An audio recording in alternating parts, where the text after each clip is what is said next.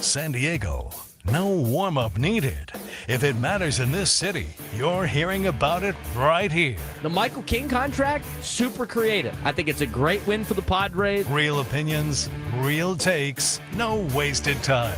It has been the little things that have outdone San Diego State, and that's where they got to improve. Live and local on 97.3 The Fan. The Braden Surprenant Show starts now. What's up, San Diego, and happy Monday to everybody out there in America's finest city. He's Frank Marchese. I'm Braden Surprenant. This is the Braden Surprenant Show, San Diego's number one sports station, 97.3 The Fan. We're on each and every day from 10 to 2 here on the airwaves, and it's a lot better talking about Padres wins, Padres sweep of the Miami Marlins over the weekend than it was about, last week. The weekend was hot. It was humid. It's been hot and humid. I think it probably will continue to be hot and humid. I was having some PTSD of living in Texas and having to deal with this weather in the month of August. But you know what the hot weather brought out this weekend, Frank? It brought the bats out. It brought the bats out. It brought out the Windsocks, too. Let me tell you. I mean, I can't tell you how many people that I saw on social media just going absolutely bonkers about this Padres team, and they're never going to win, and they're not going to be able to compete for the next 2 or 3 years. I mean, how many people did we have to answer to last week about all that? And they win 3 games against Miami, and all of a sudden it's like, I think we need to buy at the deadline. I mean, are we going to do this for another week, another 7 days? Come on, guys. Let's reel it in a little bit. Come on. All right. Let's break down what happened over the weekend. The Padres won 3 games against a team that has now lost 12 straight.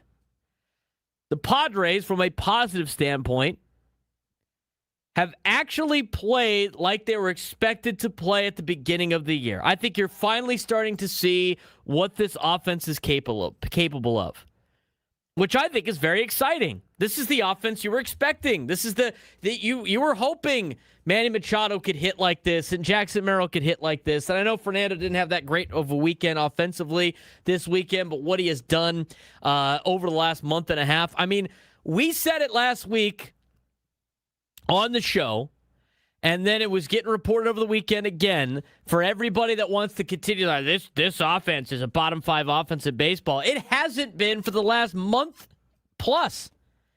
It's a top 5 offense in baseball right now for the last month and a half. Go look up the numbers. They have been across the board, all statistics, whether it be batting average, OPS, WRC plus, it's top 5 across the board. So the team they are now is a lot different than the team that they were in the first half of the season. That doesn't mean they're going to be a top 5 offense in the whole season by the end of the season. But it means, as of right now, they're a top 5 offense in the game at the time they need it the most. The bullpen, okay? This pitching situation is interesting. And I want to say this about the Padres, because I said it on Friday. I don't think they can keep this going for a long period of time. It's exciting that they got to it at least back to 500.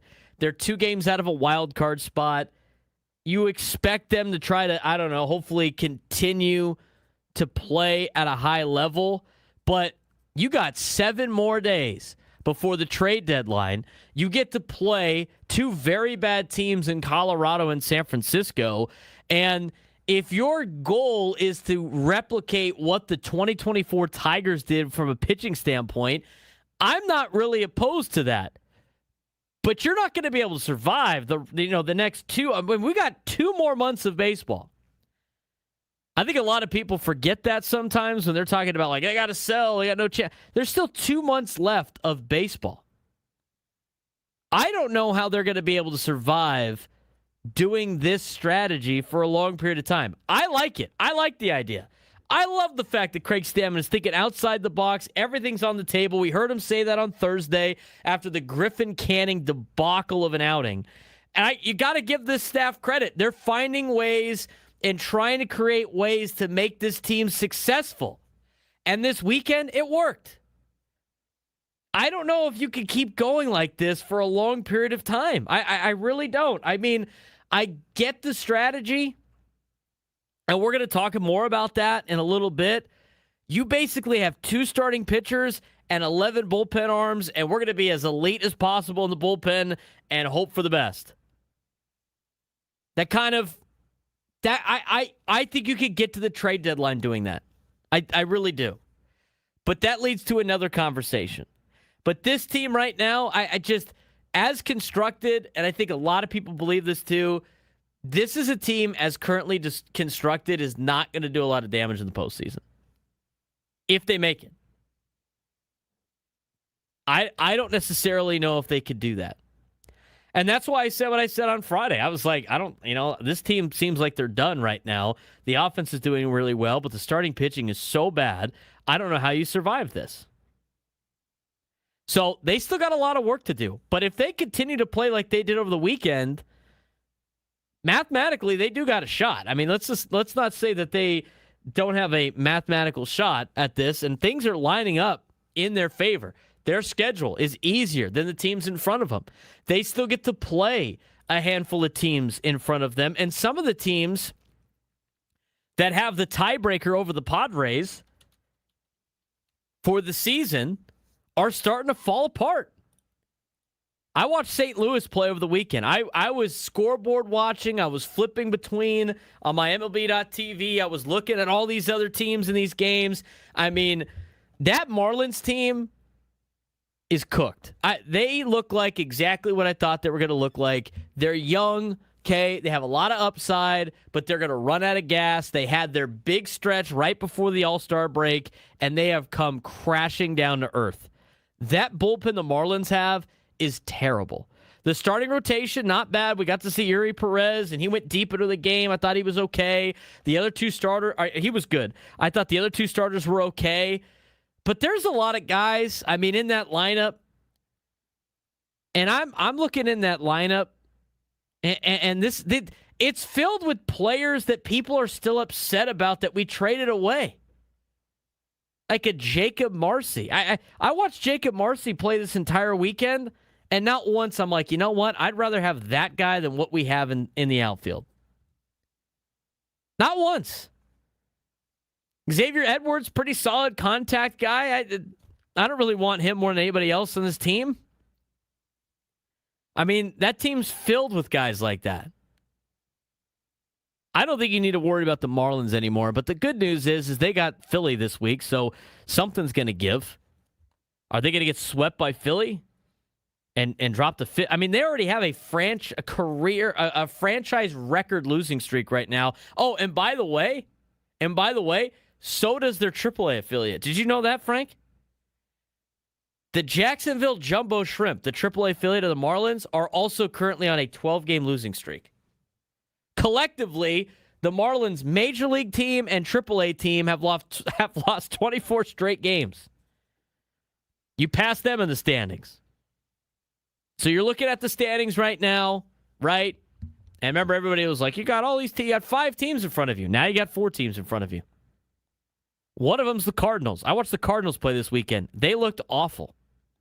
The Reds took 2 out of 3 in St. Louis. Did you a favor? You're 3 games in front of Cincinnati, who seem to have resurged a little bit here in the second half. But St. Louis, they don't look very good. You're going to pass them very quickly, I think. I'd have to look to see who they're playing today. I think they're playing the Cubs. They got the Cubs for 3 days. That's also a win-win for the Padres. You're currently 6.5 from the top wild card spot. Not a time to get greedy because you have to continue this play. But this week has a lot of impactful games. You got Cubs and Cardinals, 2 teams in front of you battling it out. You got Phillies and Marlins, a team right there on your ass after you swept them, and a team that's still in front of you. You are 4 games back from Philadelphia in that number 2 spot. Arizona, you got coming up after the trade deadline. Washington looked okay against Arizona this weekend. They went 2 out of 3. Pirates didn't look very good against the Cubs. I mean, it is right there for the taking. And Arizona plays the Pirates. starting tonight. So that's the other big series, right? This week, the games that you have to pay attention to, and we'll continue this conversation a little bit because we want to dive into what happened over the weekend. Cubs and Cardinals is a big series that impacts the Padres. They play today. I mean, you have a good off day today if you're a Padres fan because you could move up in the standings just based on some of these results. You got the Diamondbacks and the Pirates, two teams in front of you, playing this week. You got the Phillies and the Marlins, a team in front of you and a team behind you in the standings battling it out this week. Blue Jays and Nationals is a pretty big series if you're the Padres, and we'll see what type of performance the Blue Jays have. I mean, they might be fire selling at this point. They're 48 and they're 10 games under 500. Who knows? If the Blue Jays can help you out, that would be great. Another game for you that matters, Cubs and Cardinals. Brewers and Giants don't really matter to you at this point in time. Braves and Mets does not matter to you at any point in time. Guardians, Reds, until the Reds get closer on your tail, that series does not matter. The most important series for you this week, and they're very impactful, Arizona, Pittsburgh, Philly, Miami, Toronto, Washington, Chicago, St. Louis. And all of those games happen today. Padres have an off day with Colorado. They're only going to play Colorado twice. I think that they're the only teams that are not playing besides in Seattle and L.A., who also play tomorrow. I mean, you got to be able to just beat up on the Rockies for the next 2 days. But again, my overall takeaway from the weekend, if they play like this, they have a solid chance. But I don't necessarily know, Frank, if they could keep this up with the way the pitching is. And we'll talk about the pitching staff in just a little bit. But the way they played this weekend, that's what everybody was expecting them to play like all season long. Yeah, I mean, you also had the kind of version of a piggyback situation as far as the starting pitchers were concerned. So that was interesting to watch all weekend. But yeah, I mean, this has just been the MO of this team. You know, we've been so focused on trying to figure out what A.J. Preller is going to do at the trade deadline and what A.J. Preller's thoughts are and what he's going to do. I should be worrying about what this team is going to do because they've been doing this all season long. You win 3 of 4, then you lose 4 of 5, then you win 4 of 5, and then you lose 3 of 4, and then you win 5 of 6. This team has just been so Jekyll and Hyde this year that you can't really predict. I mean, we waved the white flag on Friday. We punted on Friday and said, you know what? Let's just focus on getting ready for 2027. And now, after a sweep of the Marlins, you only need to beat them once in September when they come out here to win the season series. You've got all of the teams in front of you and around you playing each other starting tonight. Now you come home to face the Rockies and the Giants to welcome you into the trade deadline, and now all of a sudden there's excitement and hope back at 100 Park Boulevard. It's been so up and down this season, and now everything is kind of pointing in the direction of they should really make a run here. They've beaten Atlanta pillar to post these last couple of years, lost 3 out of 4 in Atlanta. They never win in South Beach. They never win in Miami. Hardly ever. And then you go and sweep them. I mean, this team is... I don't even know how to predict this team anymore. I don't know what else you can say. I said it jokingly on Thursday when you weren't here to Adam in a break. I said, this team's going to sweep the Miami Marlins this weekend. They are. They're going to sweep Miami this weekend. They're going to be 500 on Monday, and it's going to just buy some more hope again. I mean, that's literally what they're going to do. And they did it. And you know what? I mean, what did I say on the roundtable, the last roundtable we did during the All-Star break about the second half? Do you remember the road trip prediction I had? No. I remember that conversation. I said they would go 2-3 against Kansas City. I thought they would split with Atlanta, and I thought they'd lose 2-3 to Miami. And that would get you to what? 500. Yeah. You would stay. Chris is like, wait, so they'll stay the same and be 500 on Monday before they get back for the home. I said, you know what? Yeah, I think they will be 500. They took a different route, but it was they a got different there. route, but they did exactly what we thought they were going to do. And it's almost like it's a 500 team playing 500 ball. How many times do we have to say this every single year? You're going to win 60. You're going to lose 60. It's what you do in the 42 that matters. The Padres might actually, in their first 120 games here, be 60-60. And then we could just figure out what happens in the last 42 games. That was kind of where we got to last year. Was it not? Kind of the same. It's remarkable. By the way, I think, you know what? Go Aztecs in the Twitch chat is right. It's time to fire off the sounder. Since we have created said sounder. We won a game yesterday. And if we win one today, that's 2 in a row. We win one tomorrow, that's called a winning streak. It has happened before. And it just happened this weekend. We have achieved the winning streak. It's so fast. I literally, in a joking way, said it on Thursday off air. I said, this team will sweep the Marlins because they weren't expected to. The Marlins are desperate for a win on a losing streak. The Padres, who haven't really done well in Miami in their history, it all lines up for them to just watch. They'll sweep them, and then we'll be 500 on Monday, and we'll be back to exactly where we were. And you know what? What was the? I have to go back because I can't remember off the top of my head. Were they when they went to the All-Star break? Were they 3.5 games out of a wild card spot? I think so. Yeah. I mean, you play on this road trip, and this is like the type of trip that you want. More times than not, it's like, hey, play 500 ball on the road, win at home. You're going to be in the postseason. But if we go back to All-Star break day, the Padres were 3.5 out of a wild card spot at 48-48. They have now picked up a game and a half, and all they did was play 500 ball. I think that tells you just how mediocre the other teams are in the National League that are competing for a wild card spot. I think it honestly says more about the rest of the National League than it says about the Padres. And I think the Padres offense right now is good enough to be a playoff team. Their bullpen, with guys coming back, might be good enough to be a playoff-type bullpen.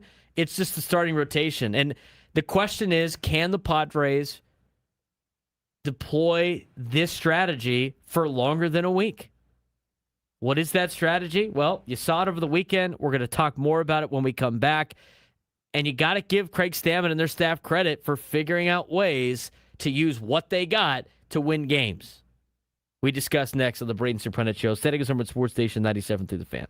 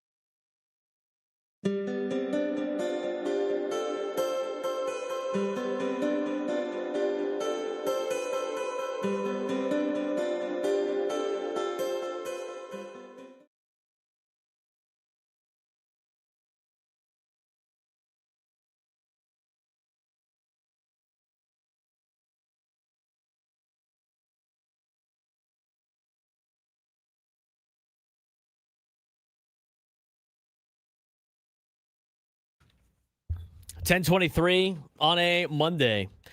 I just looked up the. We're going to get into this Padres pitching conversation because I think it's an interesting strategy.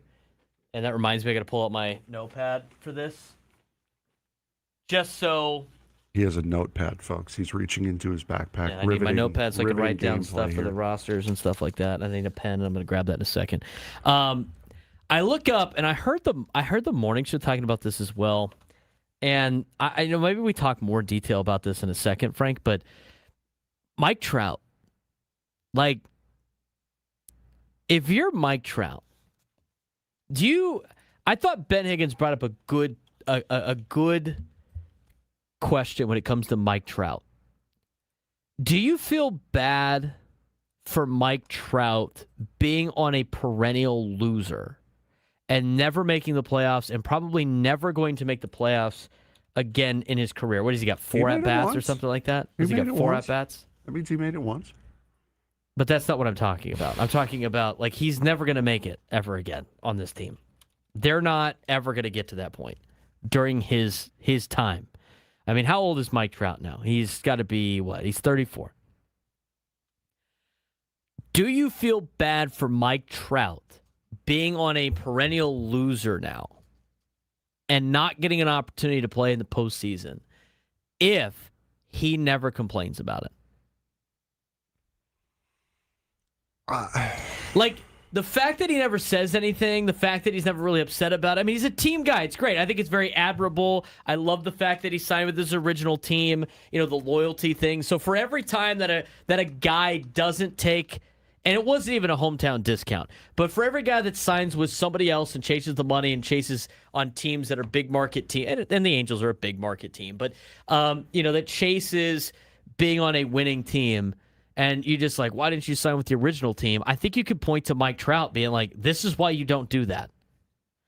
But I think he's taken the high road the entire time. He's 34 years old.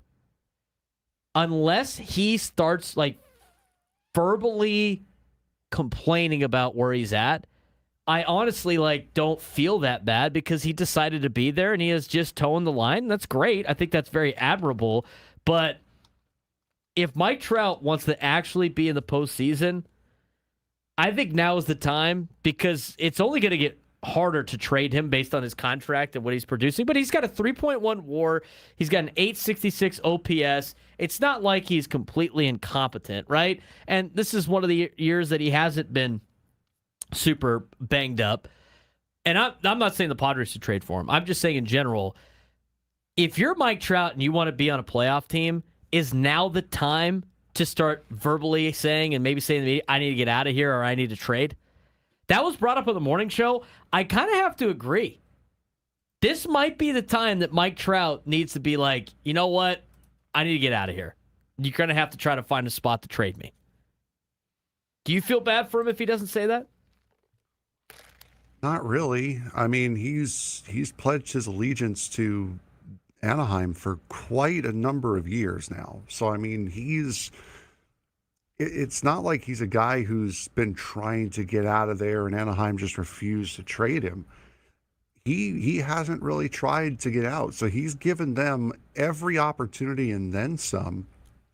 I would personally, as a general manager, I would say, listen, unless you really object to this, I think out of mercy, we probably should just trade you. I know, but what I'm saying is, do you feel bad for Mike Trout if he gets stuck in the Angels if he never says, get me out of here? No. I don't feel bad for him. It doesn't really sound like he wants to leave, if that's exactly. the case, right? Yeah, that's what I've been saying. Maybe he just likes staying there. But if he actually wants to be on a playoff team and have a chance to win a World Series, his window is getting smaller and smaller at age 34 now, multiple injuries. I mean, he's going to start running out of opportunities to do that. Now is probably the best time to potentially ask for a trade. And I don't know what his contract is. I don't know about no trade clause. I'm sure he's owed a ton of money. But, the Phillies have always dreamed about adding a guy like adding Mike Trout back to their team and having him in Philly and all that other stuff. I just feel like this has to be the year if Mike Trout wants to get out of Anaheim, this needs to be the year that he goes, you know what, guys, I've done everything I could here. I've given you a lot of opportunity, but I need to trade. Mike Trout is owed.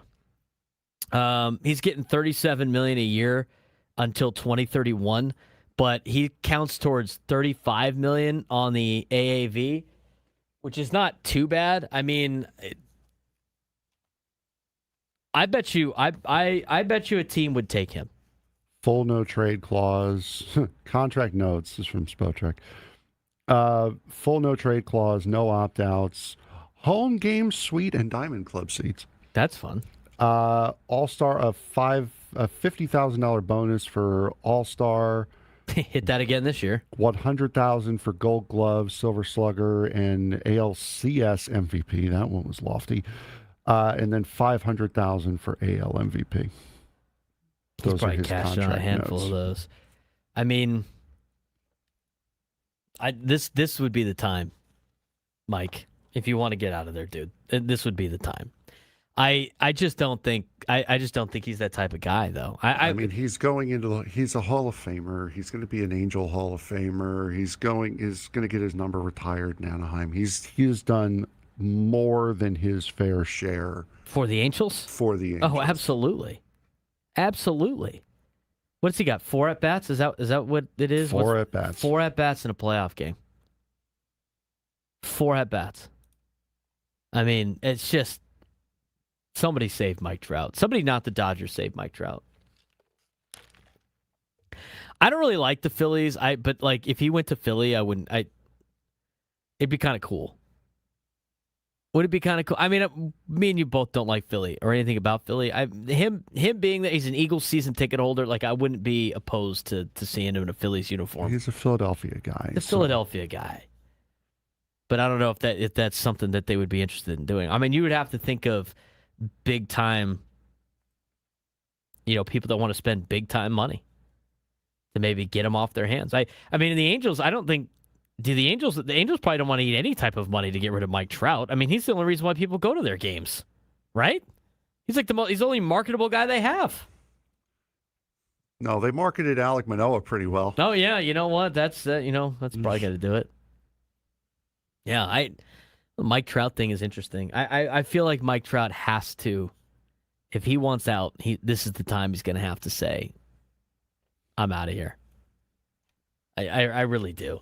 The Angels are so bad. They did pretty well this weekend against the. I didn't see the final scores for these games against the Giants, but every time I looked up, it looked like the Angels were kicking their ass. I guess they got smoked on Saturday. They lost in extras on Friday, so I guess they didn't do that. They finally got a victory on Sunday, but they're terrible. The Angels are terrible. 833-288-0973, 833-288-0973. When we come back, let's talk about the pitching staff for the Padres and the pitching plan. Is it sustainable? What is the plan? I think a lot of people might have been confused about what was going on this weekend. I was on Friday. Then I started to figure out exactly what they were doing.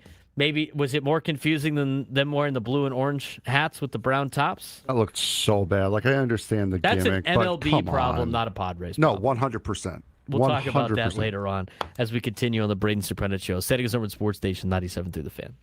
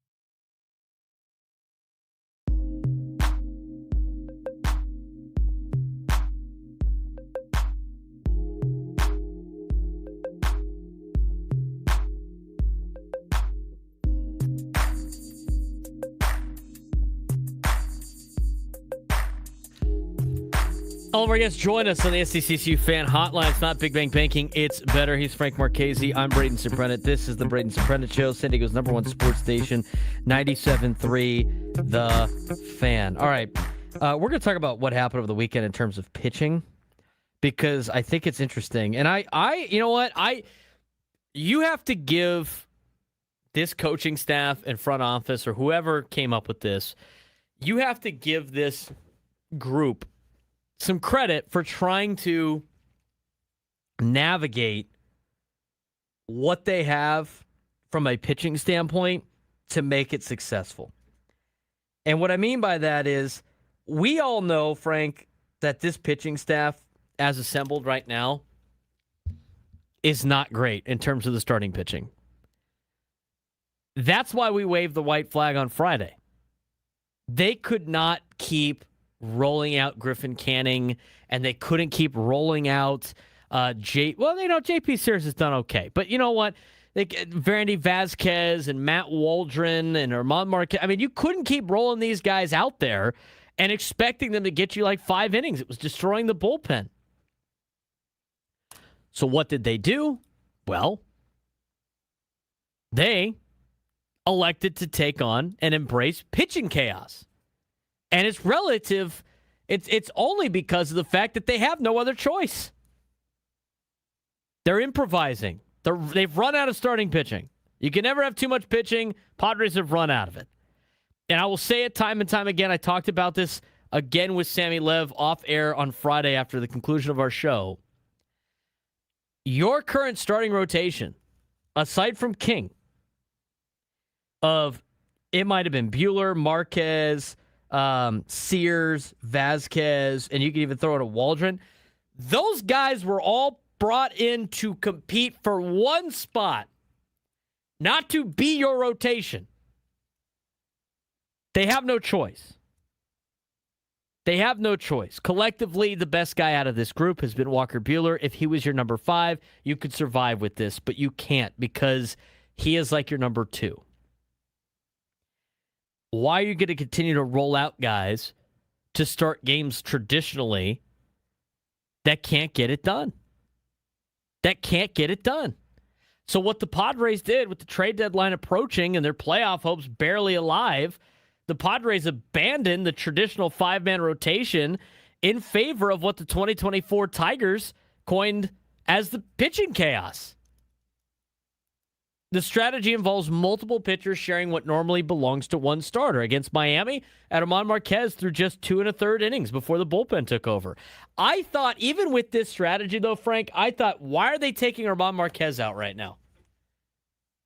I thought he got hurt. Somebody texted me, was like, did they just trade Germán Marquez? Why is he out of the game? Think about how bizarre that had to be. That's how much, like, it didn't make any sense. It came to the point where, think about how ludicrous it would have been trading Germán Marquez with how he's pitched this year. And then understand, Frank, that somebody thought that was more reasonable than taking him out in the current position that he was in. That's how it didn't make, it was like, it didn't make any sense at the time. But now, as we look back and you started to see what happened over the weekend, the pitching chaos, it's all hands on deck every single day except for Walker Buehler and Michael King.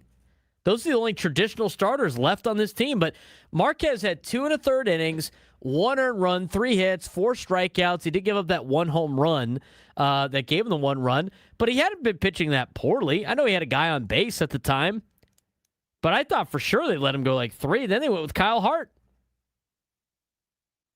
Put up no runs. Then he went with Wandy Peralta. He gave up an earned run. Bradley Rodriguez came in 2/3 of an inning. Morahone came in. Inning and a third. Mason Miller pitched in that game on Friday. Got an inning. Had a strikeout. Padres win. Only give up 2 earned runs.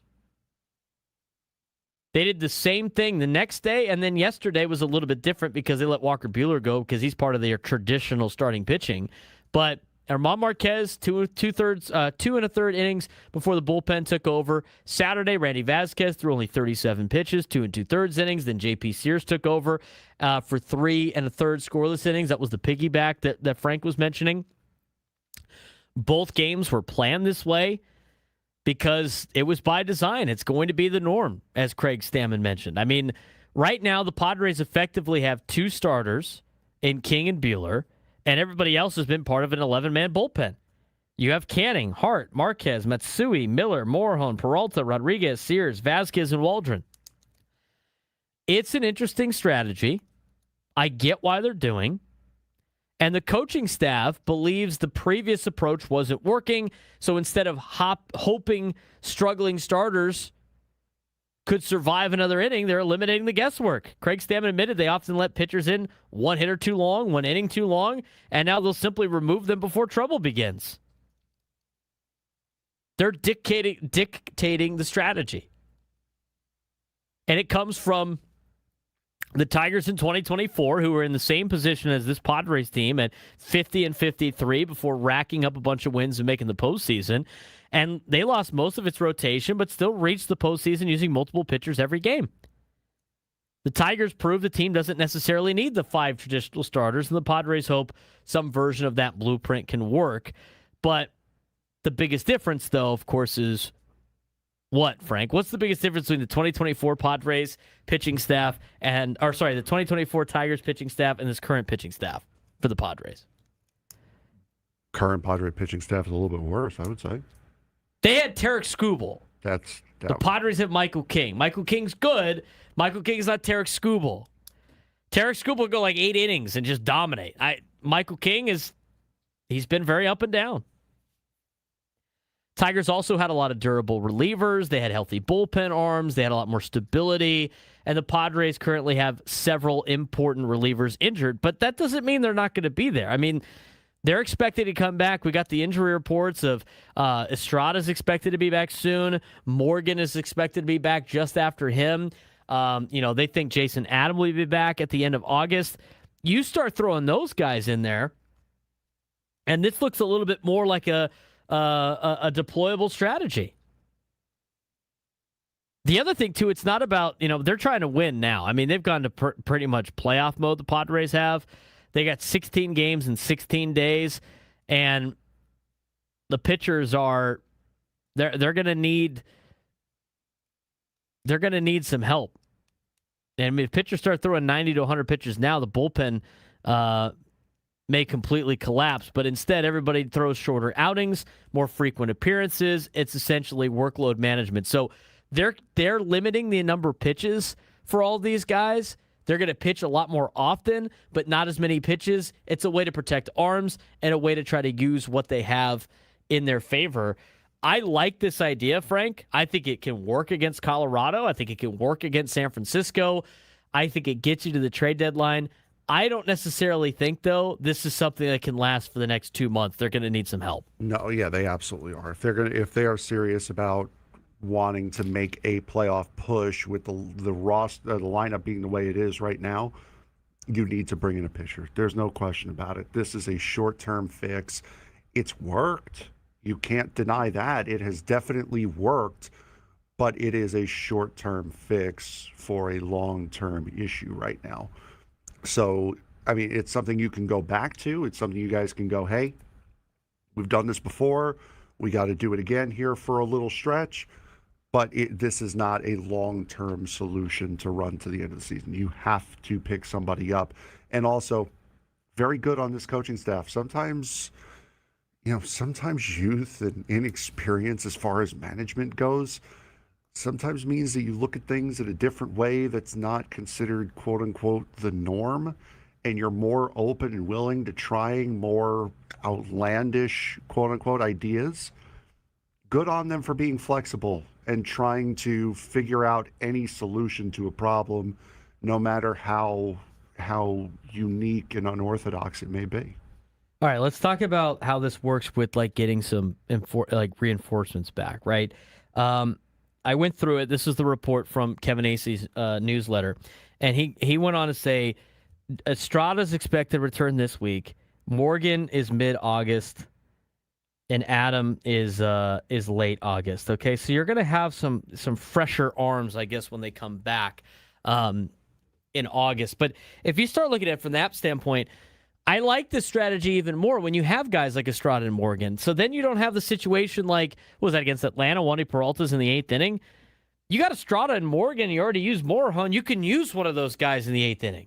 Same thing with Jason Adams. So you start lopping off names here, right? Like, I at this point, when you look at some of these names, you're going to get Estrada back. You're going to have to find one guy on this list already you want to lop off. I mean, how many more times can you trust Canning at this point? I mean, in reality. And also, we saw a big name go on to the waiver wire after he got DFA'd, Lance McCullers. That's a guy that you might want to take a flyer on. He only pitched 4 2/3 innings. I think he only gave up 2 runs and struck out 5 in 2 appearances out of the bullpen for Milwaukee. That's a guy who you thought you were going to have to pay a pretty hefty price to trade for. Now you just pick him up through waivers. That's somebody I'd be willing to give a shot. I think you would. It's not bad if you would just want to just completely cut bait with Canning. I mean, I'd rather give Lance McCullers Jr. a chance than watch Canning pitch ever again for the Padres. I really would. But you start talking about like getting Estrada back, Morgan back, Adam back, and you start lopping off some of the worst, the guys that haven't performed as well. My thing would be Canning and Waldron. I don't know if they're going to do that, but those are the 2 that first come to mind. And then after that, you're not going to get rid of Vasquez. You could send Sears down. He's actually been one of your better pitchers. It might be Marquez. Or maybe you send Kyle Hart down, right? When you get Adam back. So, let's just say you get rid of Marquez. So now you have Hart, Matsui, Miller, Morejon, Peralta, Rodriguez, Sears, Vasquez, Estrada, Morgan, Adam. And then if you get one guy back out of, maybe you get Musgrove and Pivetta back, you lop 2 more off. Honestly, if you're deploying the strategy, you don't necessarily need Musgrove and Pivetta to really go that deep into games, do you? You just add them to this bullpen thing? I mean, at that point, you get rid of Hart and you add Musgrove, and then you got one more that you can lop off, and it's probably going to be Sears at that point, and you bring back Pivetta. That's a lot different of a pitching staff than right now. And again, you're holding out hope, and then you add one. Let's just say you add one arm, right? You can add one arm to this team. You probably have to make a decision maybe on the bullpen with guys like, maybe you trade Peralta and you use what you got and flip for something else.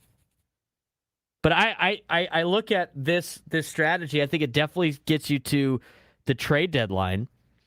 But with some of these guys coming back from injury, it makes it a little bit more able to deploy this kind of strategy. I mean, I think they can.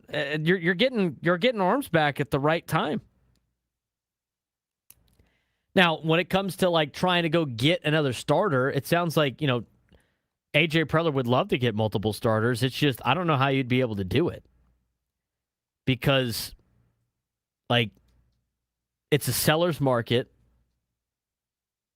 They have a weak farm system. They have limited prospect capital. He doesn't want to trade his elite bullpen arms.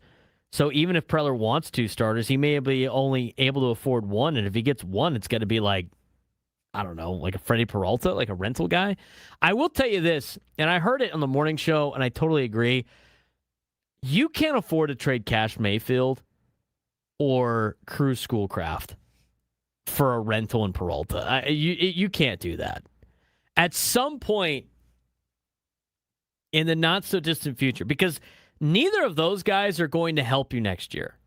And neither of those guys are guaranteed to help you the following year, but you need somebody like those two to come up and help. Otherwise, you're going to get yourself in this current situation more times than not. You're going to have to start keeping these guys. So if you're unable to trade Ethan Salas and you're not going to trade Cruz Schoolcraft and Mayfield, then I don't know how you're going to be able to get a starting pitcher. I think it might be a little bit tough.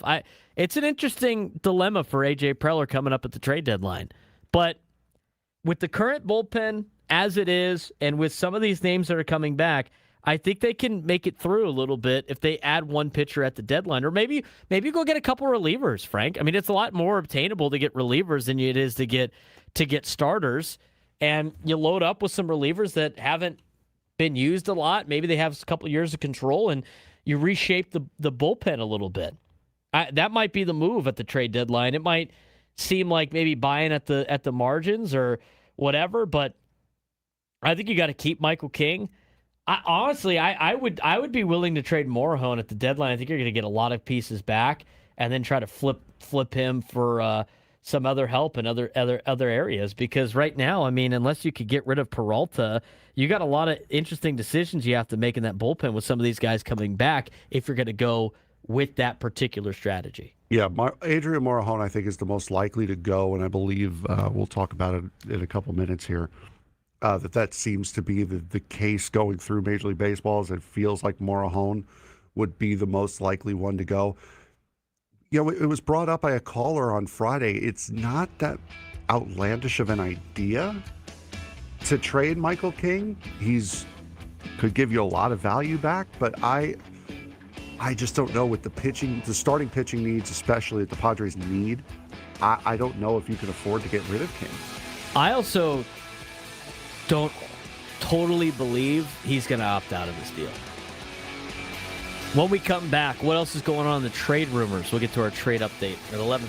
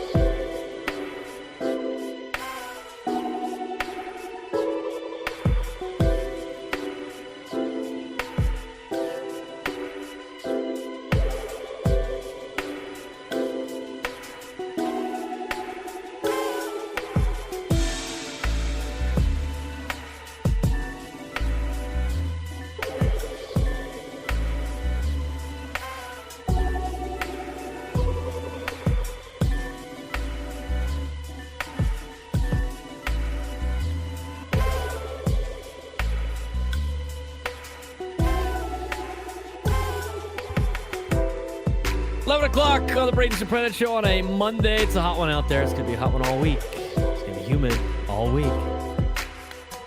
Not great. Not the best, but El Nino's probably warm. I bet you the ocean's really warm. Bet you that's the case. We're broadcasting live from the Bill House Studios. We know how. All of our guests join us on the SDCCU fan hotline. It's not Big Bang Banking. It's better. I mean, I've come to, maybe we table this conversation and get to it again in a little bit, but like, if you go with the two-man rotation and the 11 guys in the bullpen, I mean, by September, you could have King, Buehler, Musgrove, Pivetta, Estrada, Morgan, Adam, Miller, Rodriguez, Vasquez, Peralta, Matsui, maybe a trade piece. I say you trade Morahone. And an interesting conversation on this was the gentleman that writes for The Athletic that covers the New York Yankees, his name is Chris Kirschner. He put out his 5 trades that he would do for the Yankees, and Jim Bowden said whether or not they would say yes or no. The trade he put together for Mason Miller was an absolute no from Jim Bowden, but the trade that he made for Adrian Morahone was interesting because it would lead to Elmer Rodriguez and Bryce Cunningham, 2 starting pitching prospects, coming back for a rental in Adrian Morahone. That might be worth a trade. And so from there, I think it's a lot easier to obtain a bullpen arm than it is a starter. You add one that replaces Morahone. You get a lot of guys coming back like Estrada, Morgan, and Adam in our latest update we got from Kevin Acee on that. And, with Musgrove and Pivetta coming back. By the way, I haven't talked about Giolito or whatever. I mean, that's like getting rid of some of these guys. But you got some pitching there.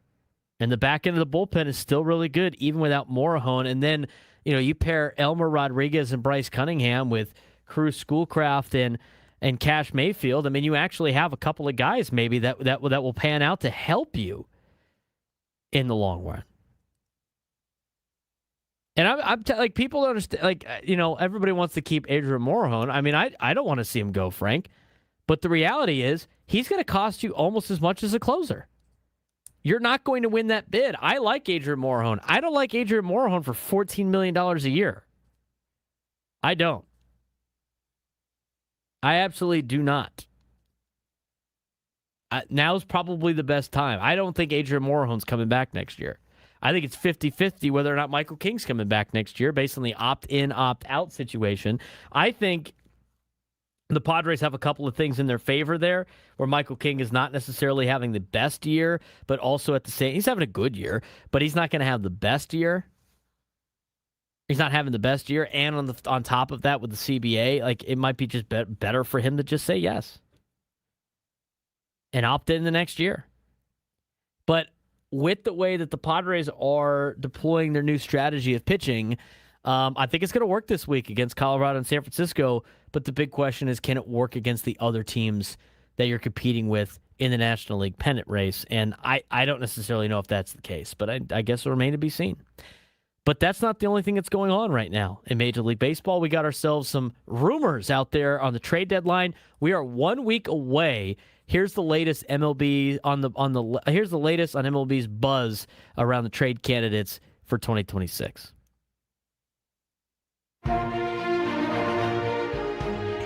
All righty, let's get into this here. All right, so what's going on?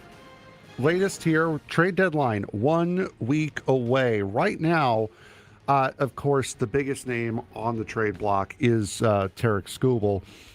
The Tigers, will they, won't they, with saga with Skubal is easily this year's top trade deadline storyline. Skubal, who has looked like his old self after undergoing arthroscopic elbow surgery back in May, says he wants to stay.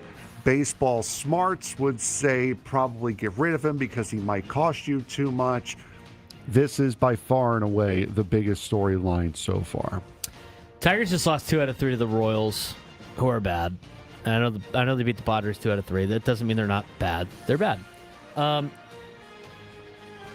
Detroit 6 games under 500. They're 3.5 games back. It's going to be tough for, I think, the Tigers to play their way into relative contention. I know 3.5 games back isn't that far off. They played a lot better baseball in the second half. They're going to have to add a decent amount at the deadline. And I don't know if they can just risk having, pulling in Angels and just having Tarek Skubal down the stretch. I find this to be very interesting of a decision for the Detroit Tigers, especially, Frank, with how much they could get for him because the starting pitching market's not very high. Yeah. And he's the best option. Yeah, he's by far and away the best option. Also, probably, again, the most likely to move, too, because of how much he can get for you, how much he can bring in. And he's a free agent at the end of the year. I think that's the other biggest difference here. But I will say, as much as I don't want to be two-faced here, but as much as we talk about, it doesn't seem very logical for the Padres to trade Mason Miller. Now they're different circumstances. I do think there's a little bit of the national media pumping the Tarek Skubal trade talk to try to get people to tune into their trade coverage just as much as the Miller stuff. But the Skubal one actually makes a little bit more sense than Mason Miller. Yeah, we'll talk. We'll breeze through Mason Miller here as we've talked about it ad nauseum over the last week.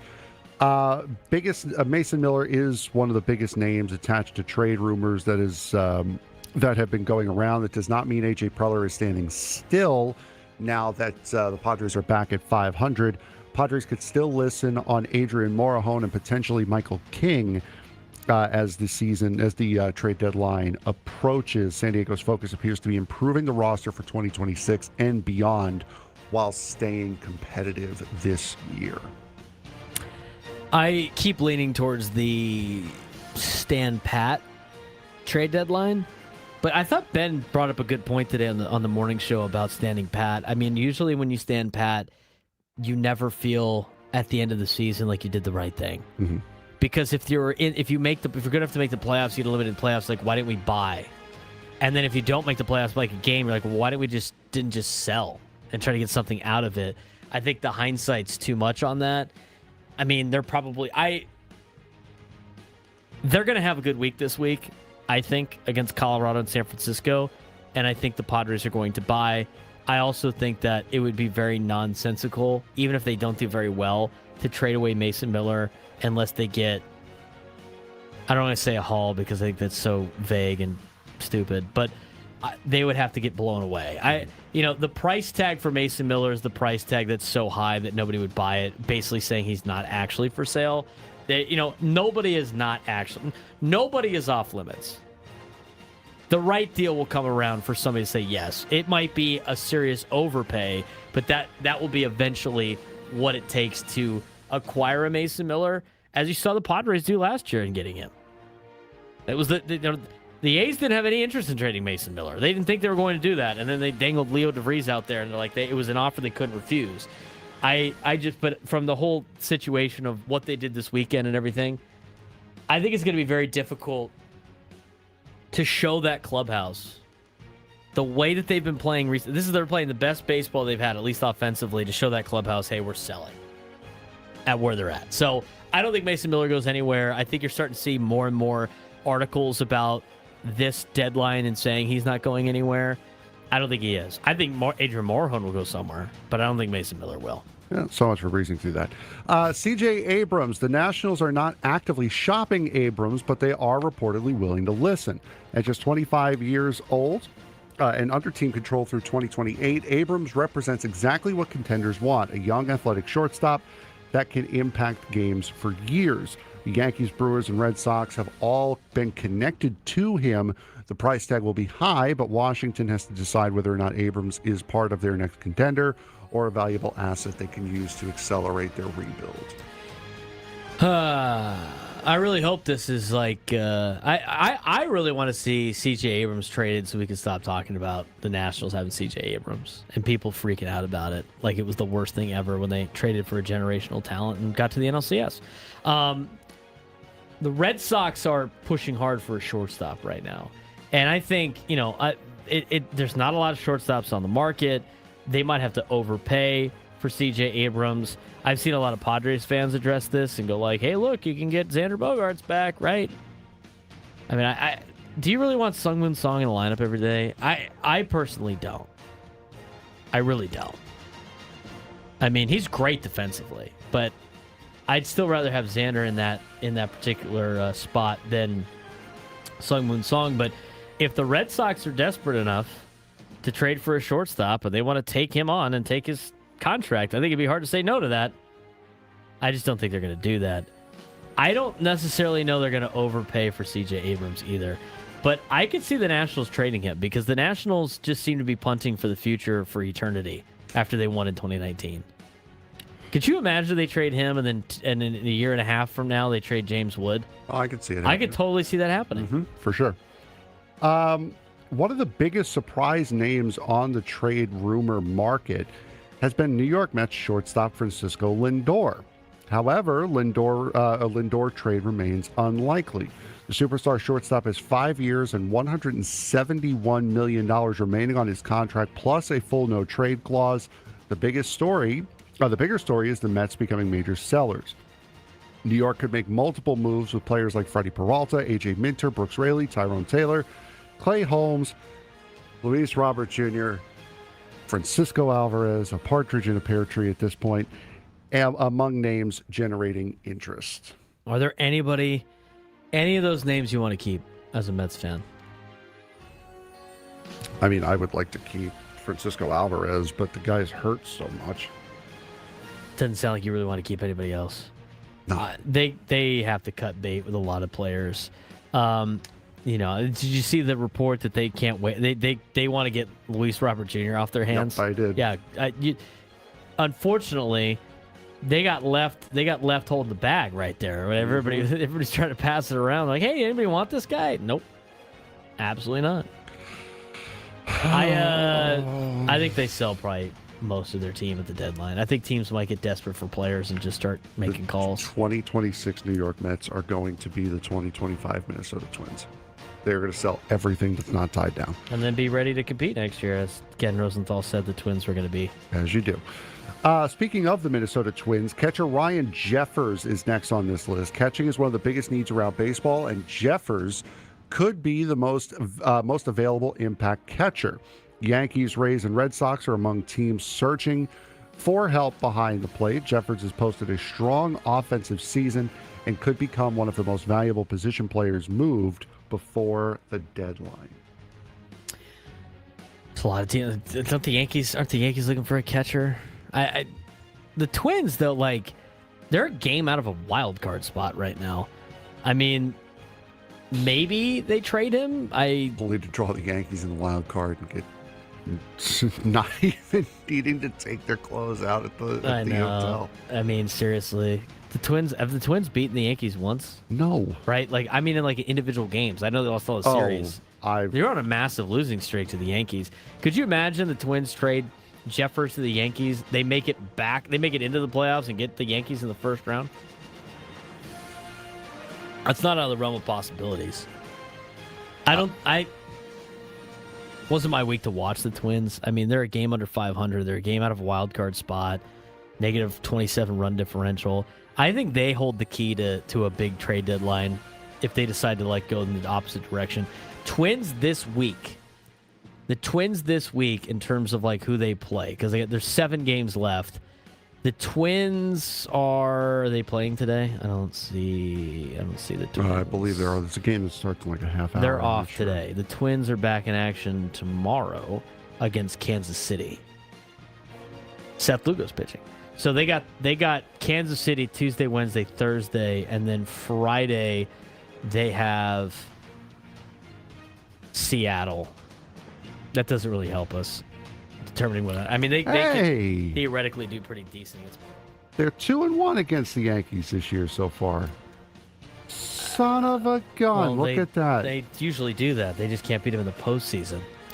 19 to plus 9 run differential. You take that. I think they trade Jeffers. I think they finished what they started last year. Player that we're going to see this weekend, Luis Arraez, next on this list. 3-time batting champion, is one of the best pure hitters available, hitting .320 and has improved defensively, making him an attractive target for trade candidates. Trading contenders needing consistency at the plate. The Giants are expected to sell with Arraez and pitcher Robbie Ray among their top candidates. I can see the Padres trading for Arraez. I don't think I'm not saying they should or shouldn't. I can see them doing that. So, Luis, you want to just stay after the weekend? Seriously, I mean, I feel like he might be a Padre come Monday. I feel like he would be like just enough of a bat to do this, and I think you could move things around a little bit. Maybe you trade. I wouldn't want to trade Ty France, but Adam second, boys. The thing is, though, like Craig Stammen is moving guys all over the place, like, with the exception of Manny. That was a joke. I know. Luis Arraez batting in other spots in this order, I think would be okay. He improved his defense too, so it's not like he only has to be a DH. I mean, they need a corner outfielder. The problem is, if you decided to do that with Arraez, you put Sheets in left field. Can Sheets play left field every day? Because you could theoretically have let's just go. You could have Sheets in left, Merrill in center. You could have Toddy in right. You could have Machado at third, Bogarts right, and then you could go Cronenworth at second, France at first, Campusano catching. Your DH is Arraez. It's not the worst. Maybe you can have other days where Arraez plays second and you move Cronenworth to third base. You could do that too, and then here's the other thing too. If you have Arraez or Cronenworth, you could have Song be a DH. A Song be a defensive replacement late. Guys like Jace Bowen could be a defensive replacement late. I wouldn't be like opposed to it, and I think that would be a cheap move that you could make. I don't know if they'd give you Robbie Ray too. I think you would have to give up a little bit more for that. But, maybe there's a deal to be had there. Maybe they take on Rafael Devers' contract. I would hate to see that, but I just have this weird feeling that Arraez will be a Padre on Monday. I haven't talked to anybody about it. It's not rumors. This is just like a gut feeling. It's not a crazy gut feeling, though, Frank. No. It strikes me as a move that they would make. Yeah, I believe it too. Toronto's disappointing season has changed their deadline plans after coming close to a World Series last year. The Blue Jays are now considering selling veterans. Kevin Gausman leads this list as starting pitcher. George Springer, Shane Bieber, Dalton Varsho, and Max Scherzer are all potential trade candidates. Gausman has struggled this season, but contenders believe his postseason experience and history as a frontline starter could make him valuable as the season comes to an end. I saw that he was, the Padres were linked to Kevin Gausman. At this point, I'm at the point here, and we have to take a break. So this will be my final thoughts on this. And who did we not get to on this list? Zach Neto. Yeah, Zach Neto doesn't really matter. I'm more interested in Jose Soriano and Reed Detmers in that particular case. But my thing on Gausman, I think if the Padres do get a starting pitcher, it will be a Gausman, Freddie Peralta type. But I don't know what they have to trade for those guys, because I don't think you can afford to trade any of your top three players.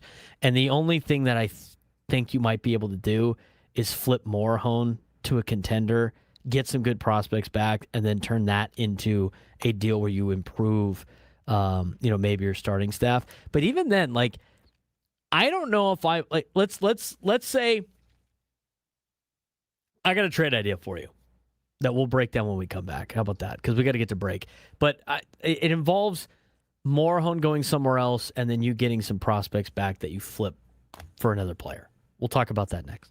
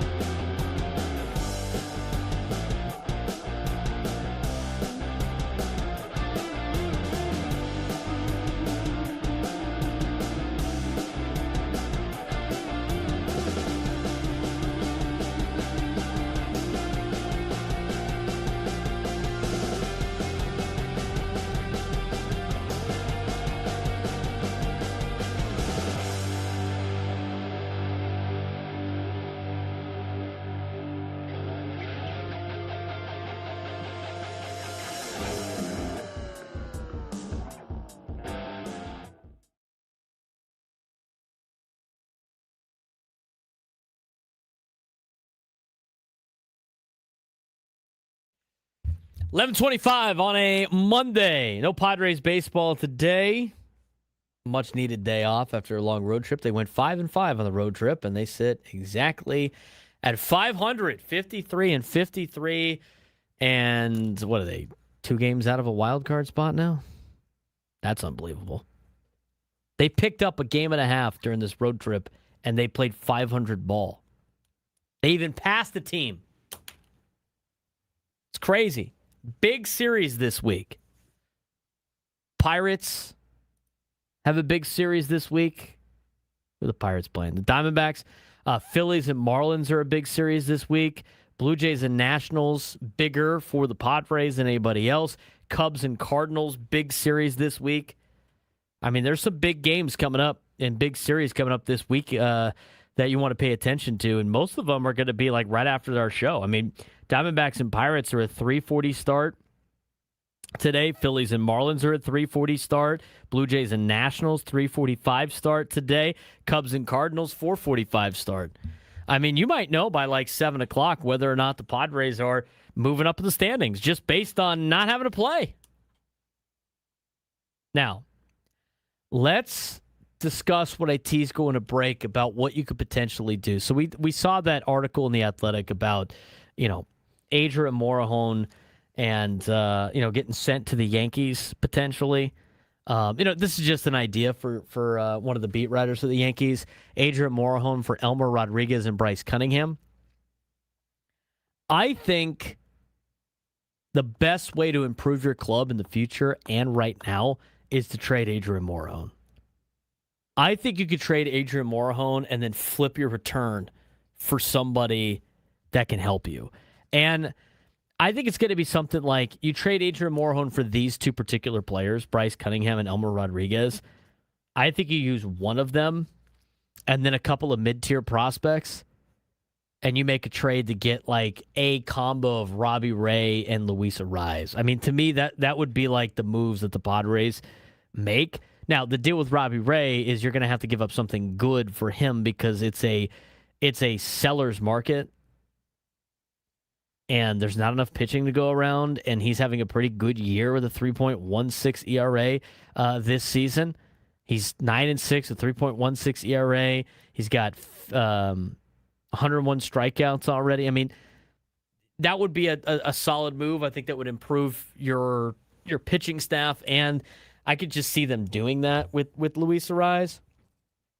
Or maybe you take on a big contract. I know Tony Gwynn Jr. was talking about that at the beginning part of this, where the Padres might have a little bit extra money to spend with the new ownership group, and that might be a way that they're able to upgrade their team is by taking on a big contract. But I think it's going to be something like that they end up doing, because I don't think they can afford to trade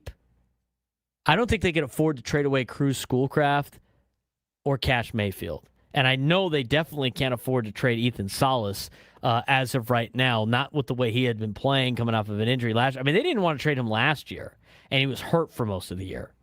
And that tells you everything you need to know about what this team thinks of Ethan Salas. But eventually you got to keep some of these guys. But if you get 2 future starting pitching prospects that are better back for a guy like Adrian Morejon, and you flip one of them with some other prospects mixed in to get a trade, you end up keeping Schoolcraft and Mayfield, and you keep one of the guys from like a deal like this with the Yankees. I think you set yourself up for the future. I think it helps your team now, and you also understand that you get something out of Morejon before he walks at the end of the year, because he is going to command a lot of money, and a lot of money I don't think this Padres team can afford to put into a setup guy. I really don't. So, Frank, I mean, as we kind of lay this out in terms of trade deadline and what the Padres can do and can't do, I feel like a move like that might be the most beneficial for this team. But I just don't know what you're going to get. I don't know how much they have available to trade away that other teams value very high. But if you could make a move like this where you get an Elmer Rodriguez or a Bryce Cunningham, you keep one of them and flip the other for some help at the deadline, I think that's something you definitely have to consider. Yeah, I don't. Preller has experience doing that. I mean, you think Drew Thorpe, you got Dylan Cease out of Drew Thorpe. and a few others.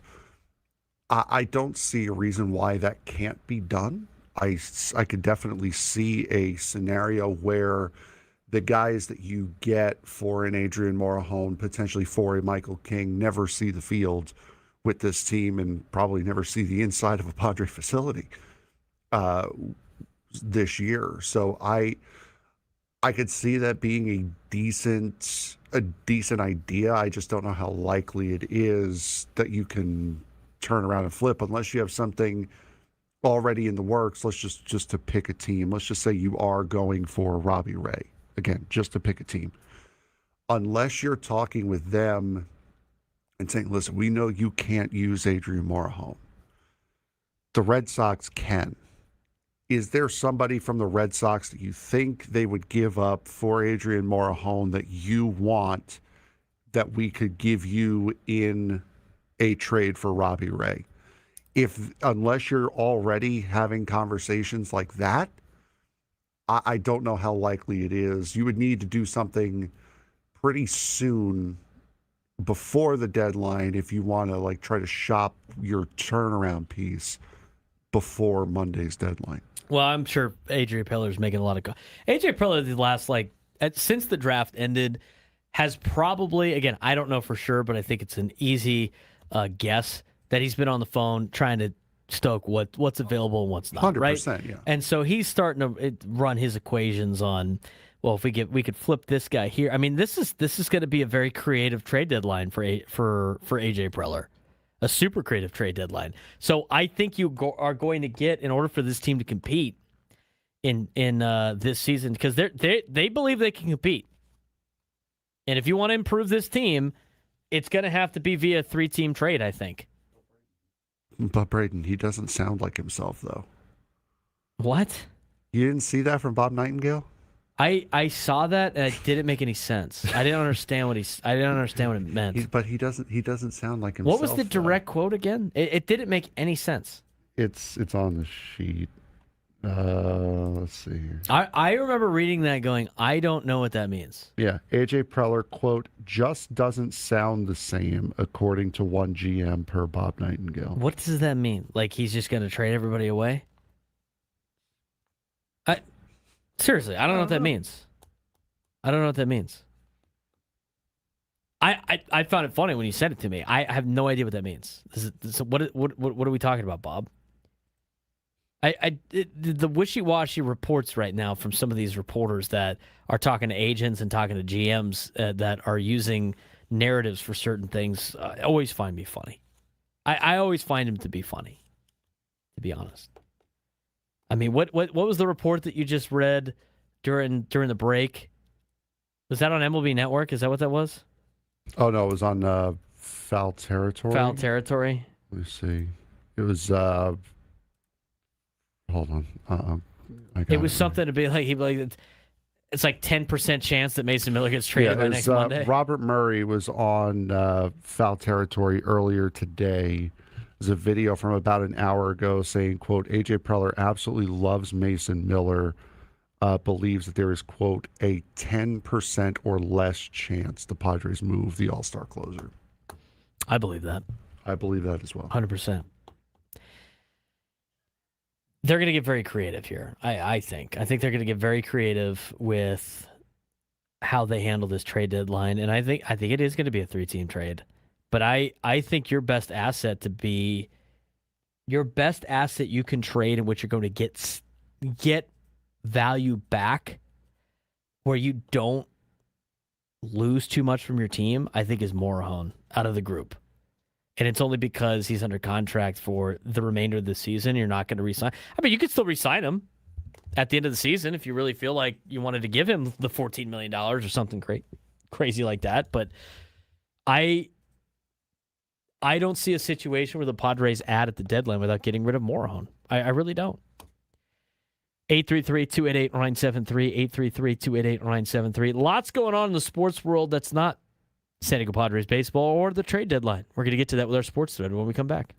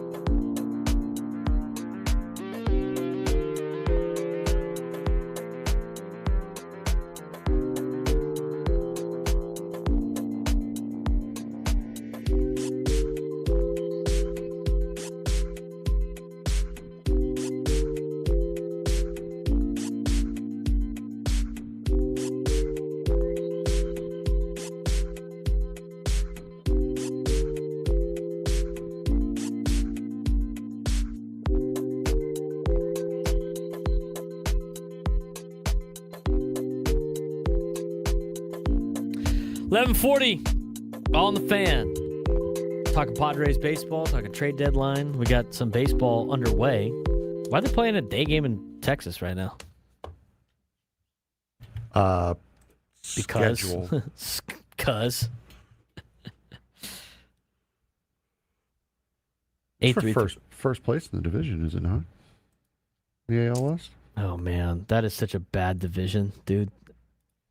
Let's take a look. Well, it's not directly for first place. Seattle's a game and a half behind Texas. Game and a half behind. Do you know what Texas's record is? I'm looking at it right now. Cheater. 53 and 52. One game above 500, first place. How do you think I knew they were a game and a half out? You know a lot of random things. I do know. You could have just looked at the games back, maybe. Well, that's, what's funny is the last wild card spot has the same record as the team that leads the AL West. And so everybody in the AL West has the exact amount of games out of the division as they do the wild card. I mean, look now, the Angels are only 11 and a half games back. The Texas Rangers. The Astros are 2 games back. Padres are half a game back. From the Rangers? Yeah. They are. They're a half a game back for the Rangers. That's why it's like,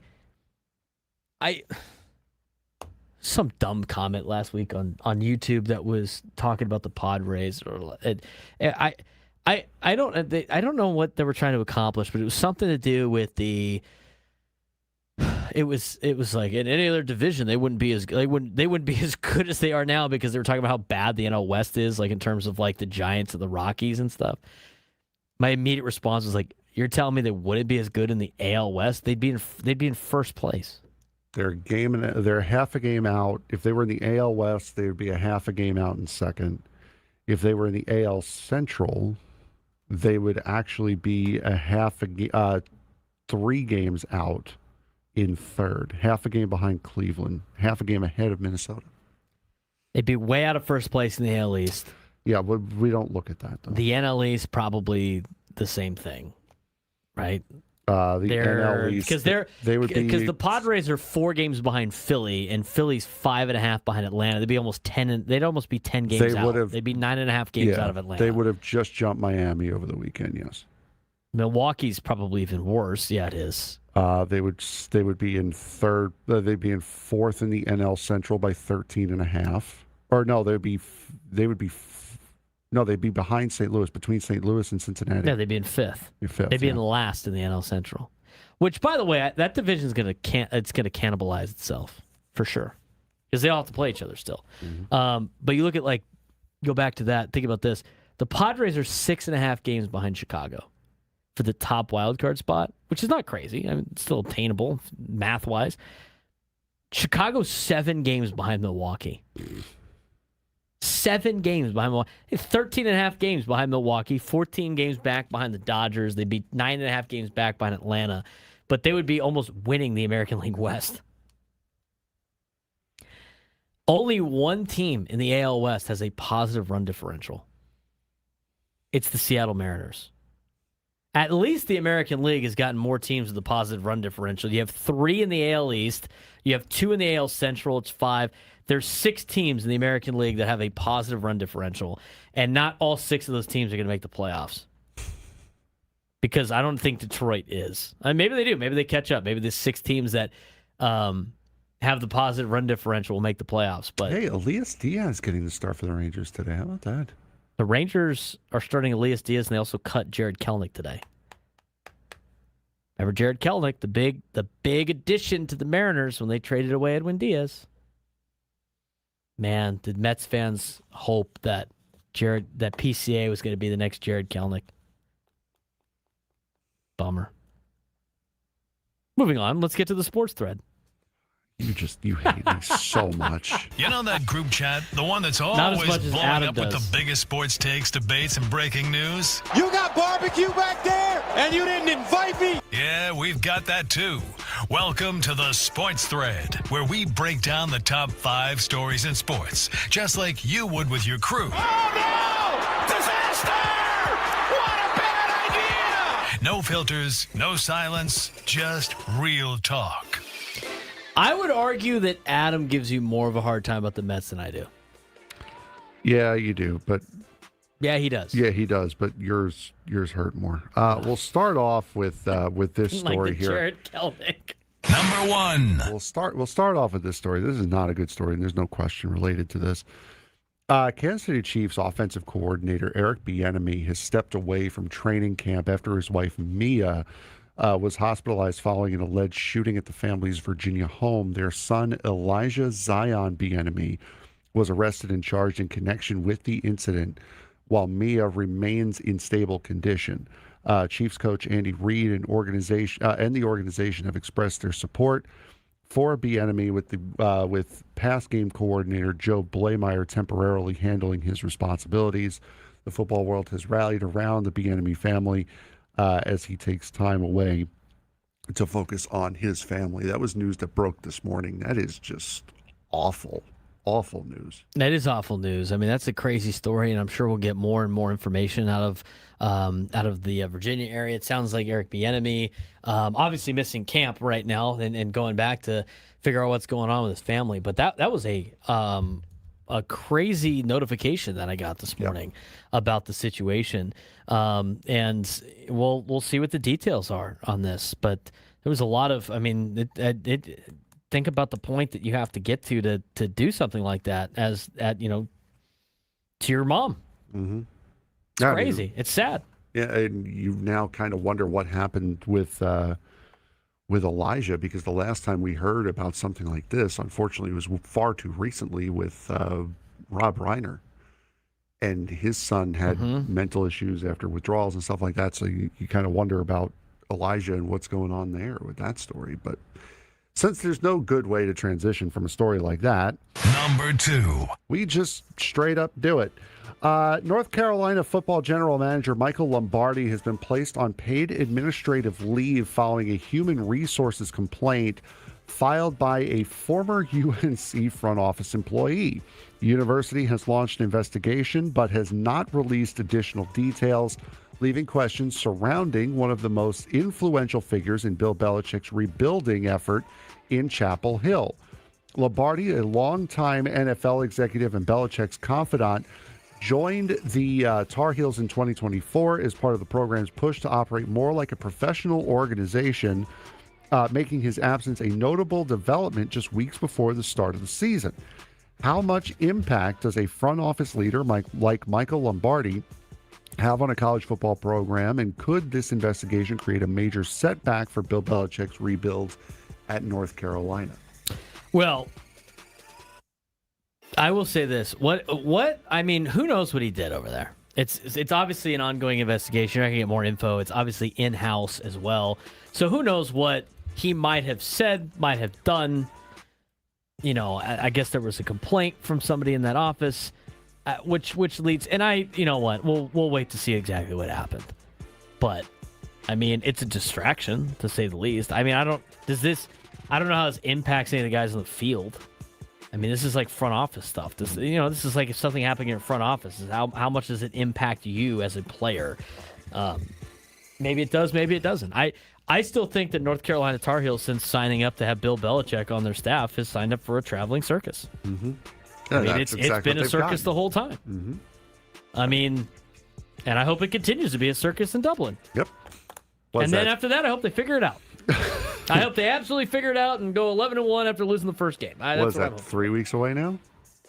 Yeah, August 29th.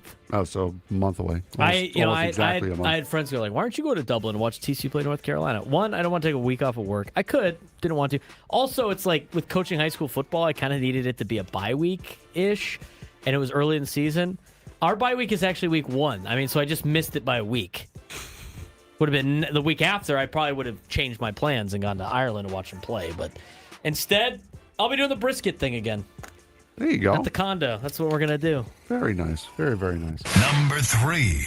The Atlanta Braves received a major boost with the return of Ronald Acuna Jr., who was activated from the injured list after missing nearly 7 weeks with a hamstring strain. The 2023 NL MVP returns to the Braves team that weathered its absence, rebounded after a difficult June, and currently sits atop the National League East. While Acuna has battled injuries over the last few weeks, including multiple ACL tears, not weeks. multiple ACL tears and 2 hamstring issues. Atlanta is counting on his elite speed, power, and impact at the top of the lineup as the team pushes towards another postseason run. With Acuna back in the lineup, are the Braves once again the team to beat in the National League, or do his recent injury concerns make Atlanta vulnerable down the stretch? They're the team to beat the National League East. I wouldn't say the National League. I mean, I don't think anybody's ever going to be the team to beat the National League besides the Dodgers. I mean, Milwaukee has to prove they could beat the Dodgers before I can even say that about them. They're definitely the team to beat in the National League East. They have solid. They're solid everywhere. I mean, this is a good team that they have over there, and adding Acuna back and at any capacity is going to make it even better. And that's, their offense has been one of the worst offenses in baseball for the last month and a half. It's probably because Acuna's not there. So they need a big upgrade that they needed in just getting an injured player back. And say it loud and proud for those in the back. Who does Acuna play tonight? The M-E-T-S, Mets. They have Mets chance now because they're just like the Jets. Number 4.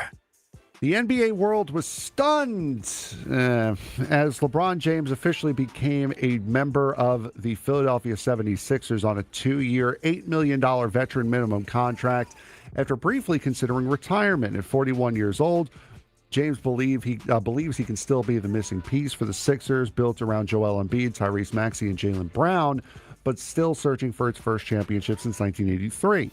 With one of the greatest resumes in league history, LeBron is taking another challenge late in his career, trying to turn Philadelphia from a perennial contender into an actual winner. Does LeBron joining the 76ers in Philadelphia make them a legitimate championship favorite, or is this more about adding another chapter to his career? I don't know what to make of this. First of all, I don't really care. Okay, I mean, what is he going to be like? Their 6th best player? What does this mean for like Jaylen Brown? I think that's more of an important question than, than what it means for like LeBron or the Sixers having LeBron on their team. I mean, it's a good ad for them. It's good to have like a guy that has the tradition resume that that LeBron has, obviously, but it's such an interesting fit for him in Philly. I can't wait to see him versus Philly fans. To me, that's the funniest part of the whole deal. I think at this point, like, with everything LeBron had accomplished in his career, I think it would have been cooler for him just to go back to Cleveland. It would have been like, okay, cool, let's just bookend this career. He's won enough championships. He's won with multiple teams. He already won Cleveland a championship. He won in Miami, won in LA. Just go back to Cleveland, dude. Just go back to what's playing on the Sixers going to do on a 2-year deal? It is what it is. I don't think that was the right. It probably would have been better for his legacy to be on the Cavs. Instead, he goes to the Sixers, and we'll see what happens. What's funny about that is also, this is Jaylen Brown a little while ago during the back end of the season. Brown's caught on camera down at courtside saying, "I don't think Bronny is a pro." Speaking of LeBron James's kid, I think he'll be on the G League team for sure. I hope so, but because of his name, he's going to be with the Lakers. That's who LeBron signed up to play with. It didn't one of the coaches for the Sixers pop off too about this? Or? I believe so, yeah. I am curious to see what they do with Bronny now, to be honest. We'll see what happens. When we come back, joining us in the SDCC fan hotline will be Josh Richardson. He'll give us a minor league report on the Lake Elsinore Storm. We got some news that we want to, or discussions about San Diego State we want to get to. And JR Blount, the head basketball coach at USD, will join us in the 1 o'clock hour. We'll also talk more Padres trade deadline rumors and stories when we continue.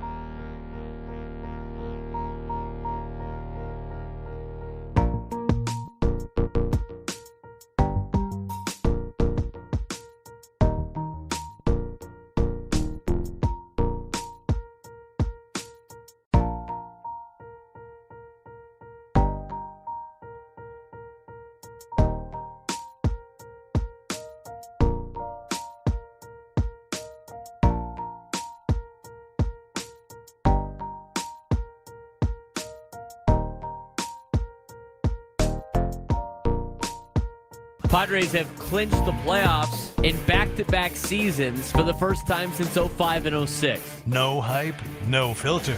Just the truth about your teams, your city, and the people who care about it most. The reality is the expectations are higher now for this club than they were in 2019 and 2020 when the Padres hadn't made the playoffs that many times. He's been here. He knows this city. And now he's leading the conversation every single day. Live and local on 97.3 The Fan. This is fun. We're doing this for fun. This is fun. Have fun. Enjoy the fun with us having fun. Now, here's Braden Surprenant. New lunch time hour on The Fan. He's Frank Marchese. I'm Braden Surprenant. It's the Braden Surprenant Show. San Diego's #1 sports station, 97.3 The Fan. We got a couple hours left of the show on a Monday. We talked a lot of trade deadline deals, potentially, a lot of different conversations, some rumors out there. Coming up in just a little bit, we'll get back to that conversation. We'll talk some Aztec football here in a second as well. But right now, it's time to get to our weekly minor league report. And this week, we are focusing in on the Lake Elsinore Storm and being joined by their broadcaster in Josh Richardson. He's joined us a couple of times already this season. He is joining us on the SDCCU fan hotline. It's not Big Bang Banking. It's better. What's going on, Josh? Hopefully you're enjoying your Monday off day before you get ready to go to Stockton, or maybe you're already in Stockton, to get ready for the ports for this week. But what's going on a Monday? Yeah, I'm doing good, Braden. Enjoying the off day. What's going on with you? Same thing. Enjoying the Padres off day, if you will. They got an off day today as well, but you're getting ready for Stockton coming up. But for anybody that might have missed it for the last couple of weeks since the last time you were on with us before the ceremonial first half in terms of like the break for the All-Star break, what have the Storm been up to? How have they been playing? And what's the recap from their trip to Visalia, or to their series against Visalia? Yeah, it's been kind of a roller coaster throughout the start to the second half. Lake Elsinore ended the first half with the best record in the entire California League, clinched a playoff spot. So first in the South in the first half clinches a playoff spot, and then first in each division in the second half also does. But after that first half, they kind of got gutted. They lost 7 key players, 3 batters, and 4 pitchers, all to High A Fort Wayne. The most notables of which, Ryan Weidman, one of the top 10 prospects in the Padres org. Carrington Cross was having a great year. Brian Bowser has worked himself into the top 10 as well on the pitching side of things.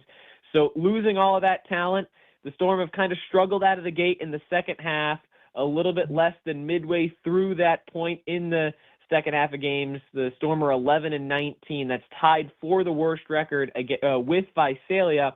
And it was a lot worse than that. And then Lake Elsinore took 4 out of 6 against the Rawhide this past week. Had some comeback wins that were nice. Blew a lead that was not so nice, but then finished it off with 3 straight wins Friday, Saturday, Sunday, and are really starting to look like the team that they were in the first half. So that groove is starting to come back a little bit. We're talking with Josh Richardson, as the play-by-play man of the Lake Elsinore Storm, as we get an update on what's going on down there in Low A, Lake Elsinore in the California League. Obviously, you mentioned a lot of players getting sent up to Fort Wayne. What are some of the players that have had to step up and play here for Lake Elsinore in the last couple of weeks? Somebody that has really stepped up into a huge role for the Storm since that first half end has absolutely been Quay Lott. And this is a guy that came in, he was undrafted, he was signed, and he just started to ball out when he, really started to get going for this team in late April and early May. He wasn't somebody that was on the opening day roster, but ever since he's gotten into the lineup, he has been unbelievable, and especially now in this second half. In the last 25 games, Lott's hitting right around 270 with an above 800 OPS. And on the surface, that's good. That's definitely what you'd like to see out of a guy to step up when you lose the quality of bats that you had. But in his last 15 games, it tells an entirely different story. Lott's been hitting 368 with an over 1,000 OPS. So as an outfielder that was undrafted and was a UDFA and has had to fight and kind of scratch and claw for really every second of playing time in the first half because he had Weidman in center field, Connor Westenberg was an everyday left fielder, and George Bilecki was in right. Lott comes in and has started to take some at-bats from those guys in the first half and has been a mainstay in the outfield so far in the second half. He is somebody that Lake Elsinore has really turned to and needed to rely on as well. Somebody else, too, Yimi Tovar, a middle infielder that started in rookie ball this year, got moved up to Lake Elsinore at the end of May and was not hitting well. In early June, his average for the Storm was .061. It's now, in these last 15 games, he's hitting .263. And so far on the season, Tovar is hitting .231. So it has gotten so much better as this season has gone on for Tovar, and guys have stepped up now in the second half of the season that, maybe it's not going to be, an automatic thing where whoever wins the second half, right now it's seeming like Ontario, as each day continues to go by, that they might still be able to put up a fighting chance despite losing so many guys at the end of the first half. Obviously, it's trade deadline season. It's your first time with Lake Elsinore in terms of being on a Padres affiliate that likes to make a lot of noise at the trade deadline. So I asked all the other broadcasters about big stories. You obviously don't have any ones personally yet, but I'm sure we'll get to some the next time we have you on because the trade deadline is on Monday. But let's talk about it. The Padres are now in a situation in which they look like they're probably going to buy at the deadline. They need some starting pitching help, and you have to give up some good players in order to get good players in return. It doesn't sound like Ethan Salas is going to get traded or a Cash Mayfield, and probably not a Cruz Schoolcraft. But for anybody that wants to know what's going on with him since he's down in Lake Elsinore, or he had played down there in Lake Elsinore, he started 2 games in the last 15 days. He's looked pretty good. How have you seen Cruz Schoolcraft this season? And should he be one of those untouchable players as well with the way that he has played, knowing that this team needs some starting pitching from some young guys going through the farm system? Yeah, I'll tell you what, I know AJ Preller loves to make big splashy moves at the deadline, and this is the first year that I've been, working within the Padres organization, first season in minor league baseball, so I've always kind of seen it from an outsider perspective. And there's always one every year that he does that just kind of blows the doors that no one expects. And Cruz Schoolcraft is kind of playing himself into both 2 roles, maybe being one of those untouchable guys, but also somebody that might just bring up some draft stock or trade value rather, and try and pull in maybe a really big fish depending on what the Padres end up doing. So far in the month of July, Schoolcraft has a 3.7 ERA and 17 Ks in 19 in the third innings. For a guy that's 19 years old, really came into this year with 2 pitches, fastball changeup, and was working on improving a slider that didn't go very well in April. I mean, his ERA in April was 15.9 with a whole lot of walks, 10 walks in 7 innings. He had no control. And as the season has gone on, you've seen so much development out of him, and he's really started to put it together. In June, every single start, he went 5+ innings.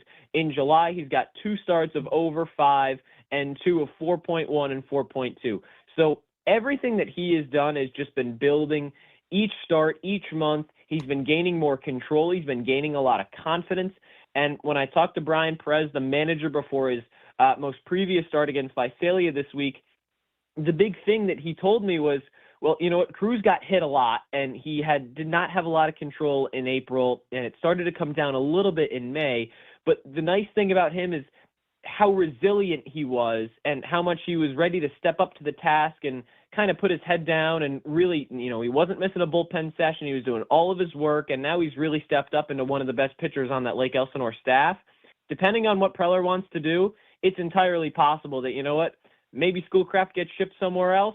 Maybe he gets to stay here and keep developing into that star pitcher that he very well might become. But at this point, he's certainly playing himself into a really tricky position for the Padres to handle. I'm pretty sure the last time that we talked, we were talking about Lung Hung Soo coming back from injury. He has now gotten a couple of opportunities. In fact, 4 games started in the last 30 days of the calendar.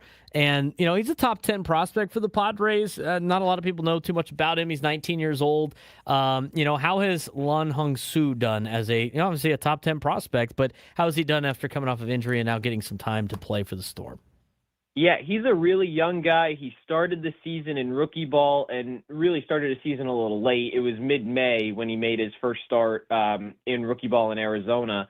And then he got moved up to Lake Elsinore in late June, and he definitely struggled out the gate. There is no question about that. His first 3 starts for the Storm, he allowed at least 4 earned runs in no more than 3 innings. So he really had a tough time. Since that, though, he's made 2 starts, one against Ontario and most recently against Visalia this week, and he started to figure it out a little bit more. Against the Tower Buzzers, that was back on the 18th. He only pitched 1 inning, but it was a quick 1-2-3 inning. No one got on, and he did his job. And, he was going to pitch very soon after on that quick turnaround. Usually, Lake Elsinore likes to do a full 6-man rotation and give guys a full week in between starts. It was a little bit shorter of a turnaround for Sue from that Ontario start to Visalia during this week. So he only had a couple of days of rest. That's why he only went the 1 inning. But then against the Rawhide, 2 1/3, 2 hits, and 3 strikeouts, no runs allowed. So he's starting to figure it out a little bit. He's got a lot. I watch him pitch. He's got a lot of Yu Darvish in him in the way that he delivers. His mechanics look so fluid. And I'm really intrigued to see what type of prospect he turns into. He's just 19 years old, 6'1", little light. He's only 150 pounds. But if he can kind of fill out that frame, can add a couple more ticks of velocity where he's sitting usually around 92, 93, he can top up right around 93, 94. It'll be interesting to see how he develops throughout the course of his minor league career. I think when you look at his full, no wins, 3 losses, 6.4 ERA, I don't think it tells the full story. He's got really nice stuff and definitely an intriguing arm for the Padres in the minors. Talking with Josh Richardson, the play-by-play voice of the Lake Elsinore Storm, joining us on the SDCCU fan hotline. It's not Big Bang Banking. It's better. All right, a couple more for you. Jorge Quintana is one of those guys that was acquired, from the Brewers. I think in that trade with Brandon Lockridge, the Nestor Cortez trade. Yeah. Obviously, it's been talked a lot about as part of this organization. Organization is not ranked very high in the prospect rankings, but he comes in the top 30. He was a big piece back. How has he done for the Storm so far this year? He struggled a little bit to begin the season, and it was mainly a confidence thing. That's what Brian Perez, the Storm manager, told me earlier this week. And, the big thing for Quintana, because he's tapped into his power a little bit more in the month of July, where he's slugging over 500. He's doing really, really well in OPS over 900. He's starting to get those doubles and triples and just find those alleys a little bit more than he was early in the season. He's striking out a lot. That's probably the big knock against him right now. Over the course of the team and with everybody on the roster, I mean, Quintana is definitely somebody that strikes out a ton. Him and Truett Madonna kind of lead the way for Lake Elsinore in that category.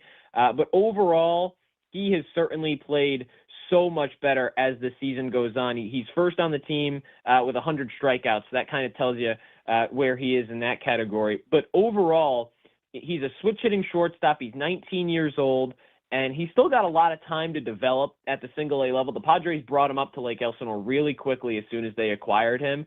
So he's still kind of getting used to that taste of what single-A ball is like.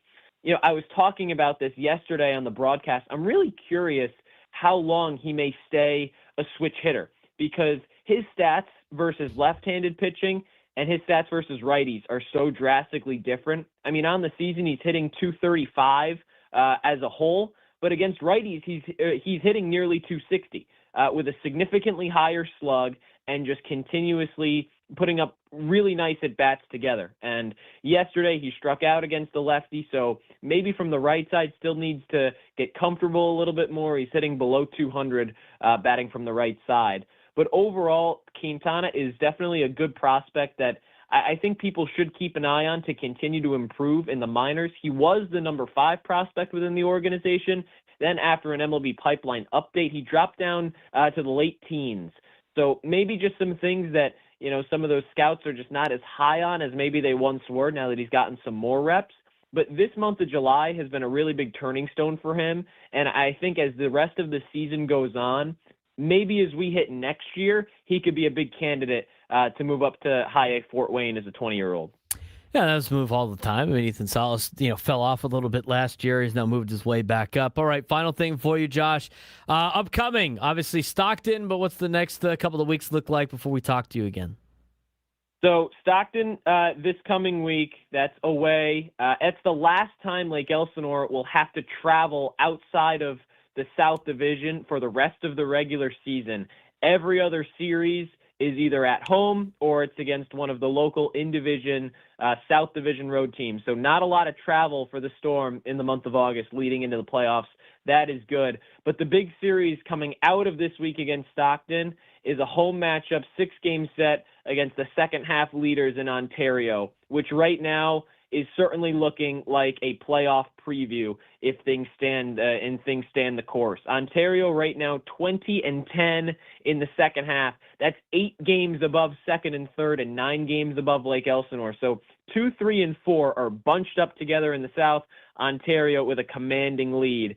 And the Storm and the Tower Buzzers have had 2 of the best offenses, especially in the first half of the year. The thing is, Ontario, Dodgers affiliate, their minor league system is so stacked, they just don't have anywhere for their single-A guys to move up to because everybody is playing so well, and they have so many guys in that minor league system. So they didn't really get gutted because there was nowhere to move those stars in single-A up. So it's going to be really interesting to see kind of how the Storm deal with that in a home 6-game set against Tower Buzzers. Other than that, trip to IE, then back home against San Jose, and then at Rancho, and then back home against Inland Empire, and that'll end the regular season before Game 1 of the playoffs start on September 8th. So still a long way to go. This is definitely the home stretch, you could say, of the season, final quarter of the year. And if Lake Elsinore, if those last 3 games against Visalia or any indication for Lake Elsinore, they're definitely going to be putting up a fight come playoff time. Josh, appreciate the time as always, man. We'll talk to you in a couple of weeks. Hopefully the Storm start looking a little bit more like the first half, but you brought up a good point. I mean, not every other organization's pulling guys up all over the place. So we appreciate your time as always, and have a good call this week. Thank you. Enjoy the rest of your Monday. Josh Richardson joining us on the SDCCU fan hotline. It's not Big Bank Banking, it's better. The 8 teams in the California League. Storm, Tower Buzzers, Quakes, 66ers. I think it was this year is the first year I think the Dodgers have flipped their team to Ontario because they were the Ranch Cucamonga Quakes forever. But in the South, it's the Inland Empire 66ers. Seattle owns them. Lake Elsinore with the Padres, Ontario Tower Buzzers with the Dodgers, the Quakes with the Angels, and in the North, Stockton Ports with that the Athletics, Visalia Rawhide by the Arizona Diamondbacks, San Jose Giants, San Francisco Giants, and the Grizzlies, who are now owned by the Rockies. They used to be a Houston Astros affiliate. Might have been a Giants affiliate too at some point. Anyway, when we come back, we got some San Diego State had their media day for football on Friday. We're going to talk more about that when we come back and what it means to be in the Pac-12 conference.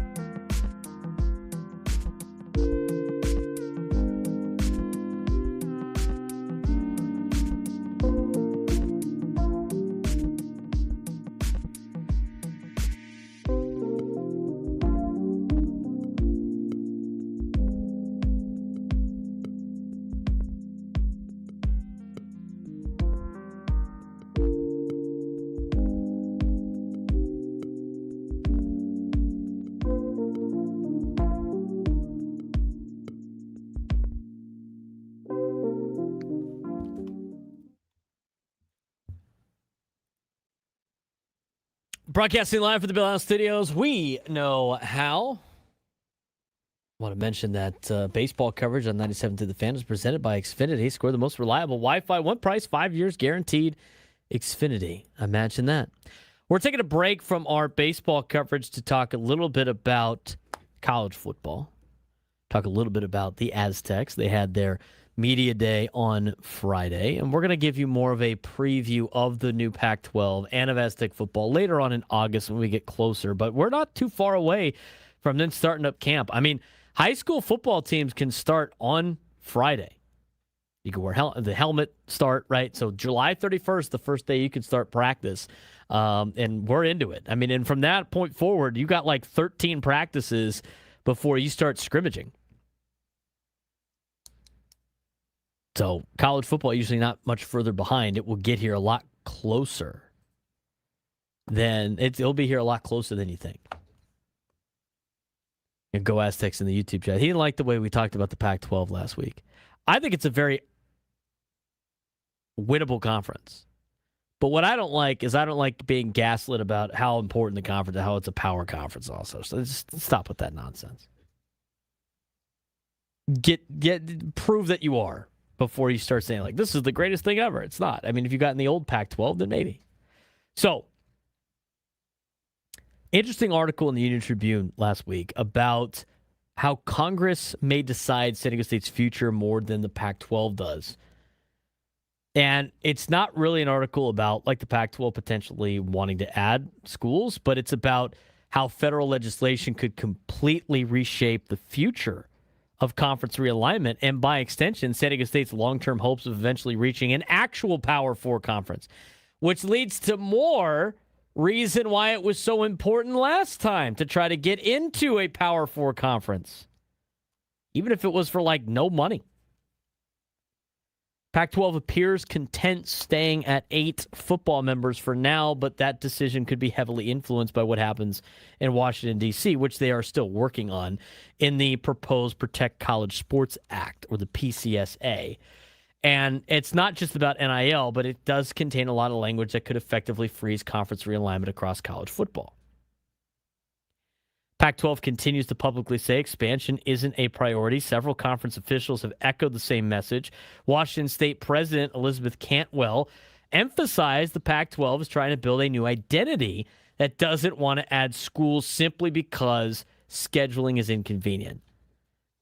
They believe in chemistry and branding are more important than adding other schools, than simply reaching 9 members. Deputy Commissioner of the Pac-12, Rick Hart, admitted adding another school would solve scheduling issues. Currently, the conference has 8 football teams, 7 conference games, a strange flex weekend, which I don't mind. I think that's a good idea considering the circumstances, and games that don't count in conference standings. A 9th member would obviously eliminate all of that, yet Hart made something very clear. Membership should never be used simply to solve operational problems. You know, whatever. UNLV still doesn't want to really show that they want to jump into the Pac-12, even though they're an obvious expansion get. But the thing that's interesting about this is Congress throwing in some rules about the proposed Protect College Sports Act that contains language targeting conference expansion. Originally, only conferences making over $1 billion annually, the SEC and the Big Ten, would be prohibited from expanding. Those conferences immediately pushed back, saying it's unfair.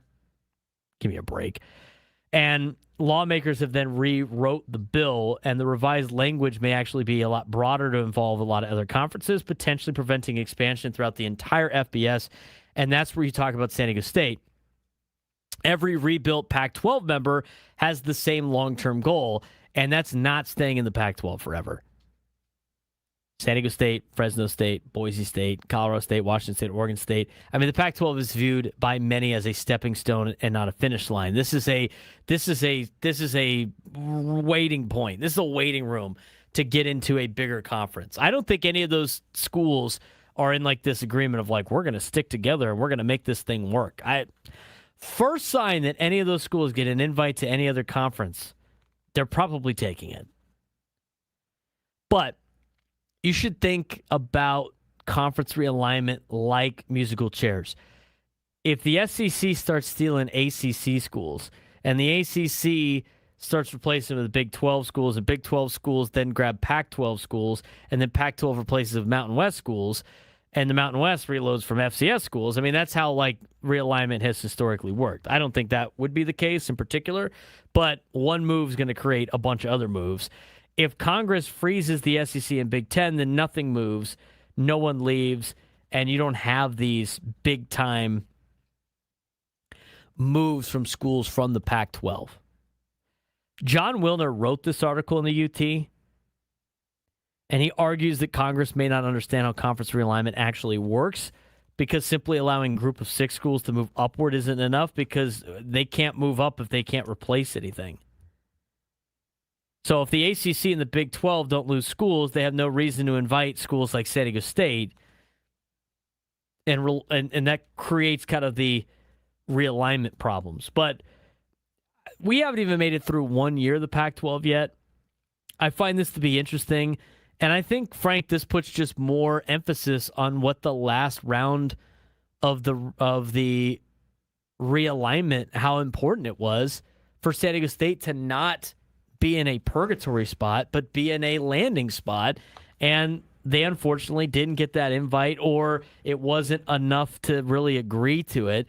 I think they've improved their odds, but at the same time, if this stuff goes through with the realignment, I know Congress is trying to make it like better, like let's not have these super conferences again, but I don't think these schools are going to move out of these conferences back to where they were. This is more of they're just going to freeze everything, and San Diego State can't get caught in that position.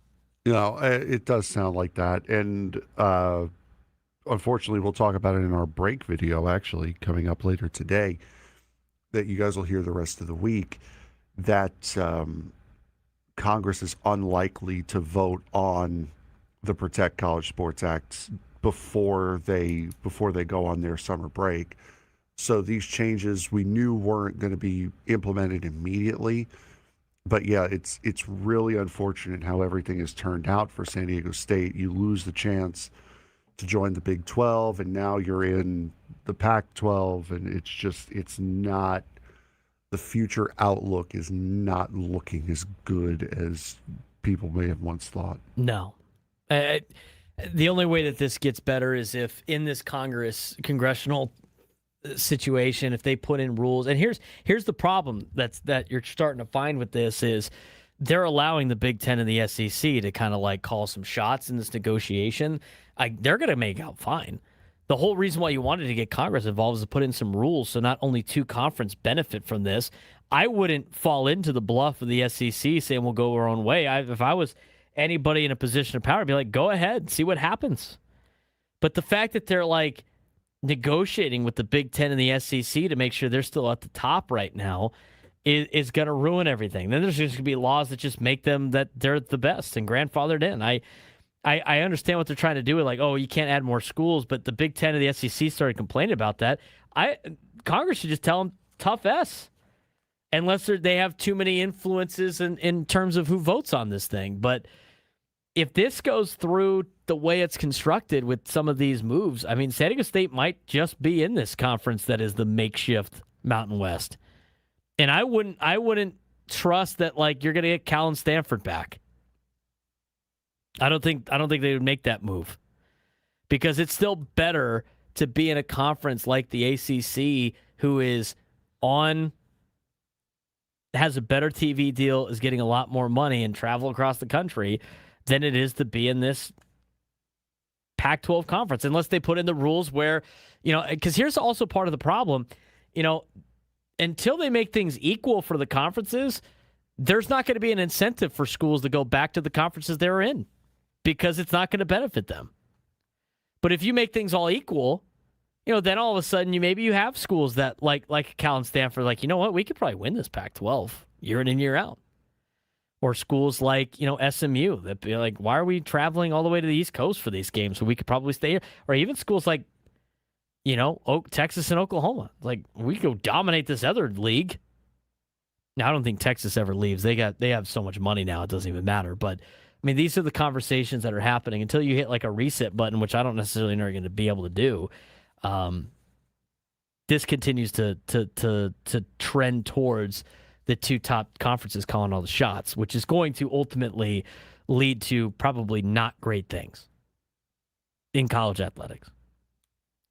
We'll talk more about the Aztecs. We'll talk more about from an on-field football perspective probably later this week, get some updates on that. But we're going to get back to our baseball coverage when we come back. We also need a contestant for a midday sports standoff, 833-288-0973, 833-288-0973. We will find a contestant when we come back.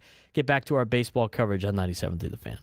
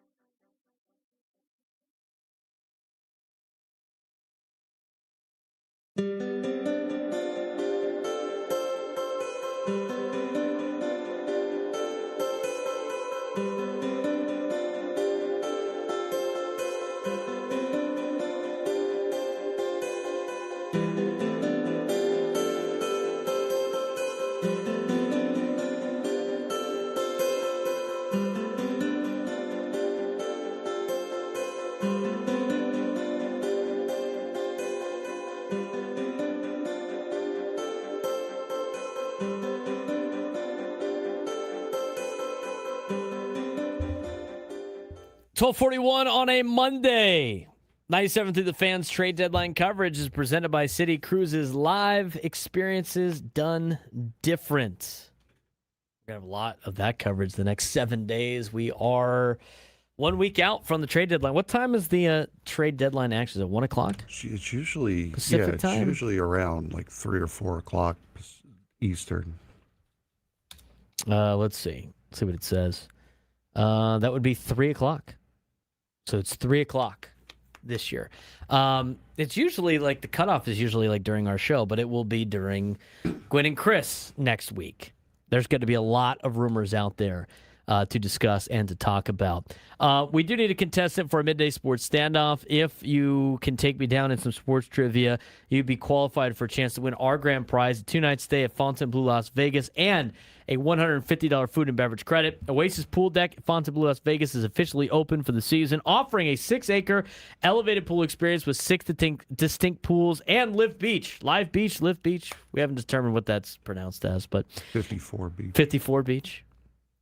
Enter to win a 2-night stay at Fontainebleau, Las Vegas, and a $150 food and beverage credit to book your stay. Visit FontainebleauLasVegas.com now. We didn't get into the uniforms of the Padres over the weekend. That combo. A lot of people are like, why are they wearing this? Why are they wearing this combo? Why are they wearing the blue and orange hats with the brown and gold tops? Well, it's kind of a Major League Baseball issue, if you will. They look so bad, dude. It looks so bad over the weekend. And you know what? It's not the Padres' fault, though. That's more of an MLB problem. I mean, MLB wanted to have these Hall of Fame hats, which is fine. I think it's cool. Like, the Padres, I mean, the SD was very big. Who cares? But the blue and orange, the 98 hats are sweet. But this is where I go back to the conversation about, like, the uniforms, the uniform rules for Major League Baseball. Everybody gets a City Connect, and then everybody gets a home, a road, and an alternate, and that's it. You only get 4 jerseys in Major League Baseball. Look, they don't want to be the NBA. That's fine. You know, when you watch NBA games, you can't even figure out who's playing who with all the different courts and the different jerseys that they wear and the different uniforms. So I get where Major League Baseball is coming from. They want to have a more set uniform where you know it's the Texas Rangers playing, you know it's the Atlanta Braves playing, you know about the Yankees and everything like that. I feel like it's a missed opportunity to not include 2 throwbacks, 1 home, 1 road. So when you have weekends like this, you can go and wear those throwback uniforms and it would look cool all weekend. Like, you could have the Florida Marlins play the San Diego Padres and have them wear their 90s uniforms with the hats all Hall of Fame weekend. It would be awesome. And guess who would buy all these jerseys? All the fans. Like, I understand the decision-making on keeping things traditional as possible. But for me, I would totally allow teams to have a home and a road throwback that they can wear on throwback days or throwback nights. And if you don't want them to wear them all the time, maybe you do a rule where here's your throwback uniforms. You can only wear these, like 10 times a year. Or for something. League mandated days. Or you have a way back Wednesday or a throwback Thursday if you want to, but you have there's 10 different games that you can decide to do that. And when you decide to do those games, then the away team can wear their throwback away if they choose to. Like, I feel like that's a pretty simple rule. I think having the throwbacks would be cool. But when they start limiting the jerseys, it's like I get where they're coming from, but you're allowing all these teams to have these crazy City Connects. I don't know why you wouldn't just let them have a throwback each And at that point, I think that's a fair amount of uniforms. You don't need any more than that. A home, a road, an alternate. You get your City Connect, and then you have your throwbacks that you have a limited number of opportunities you get to wear those.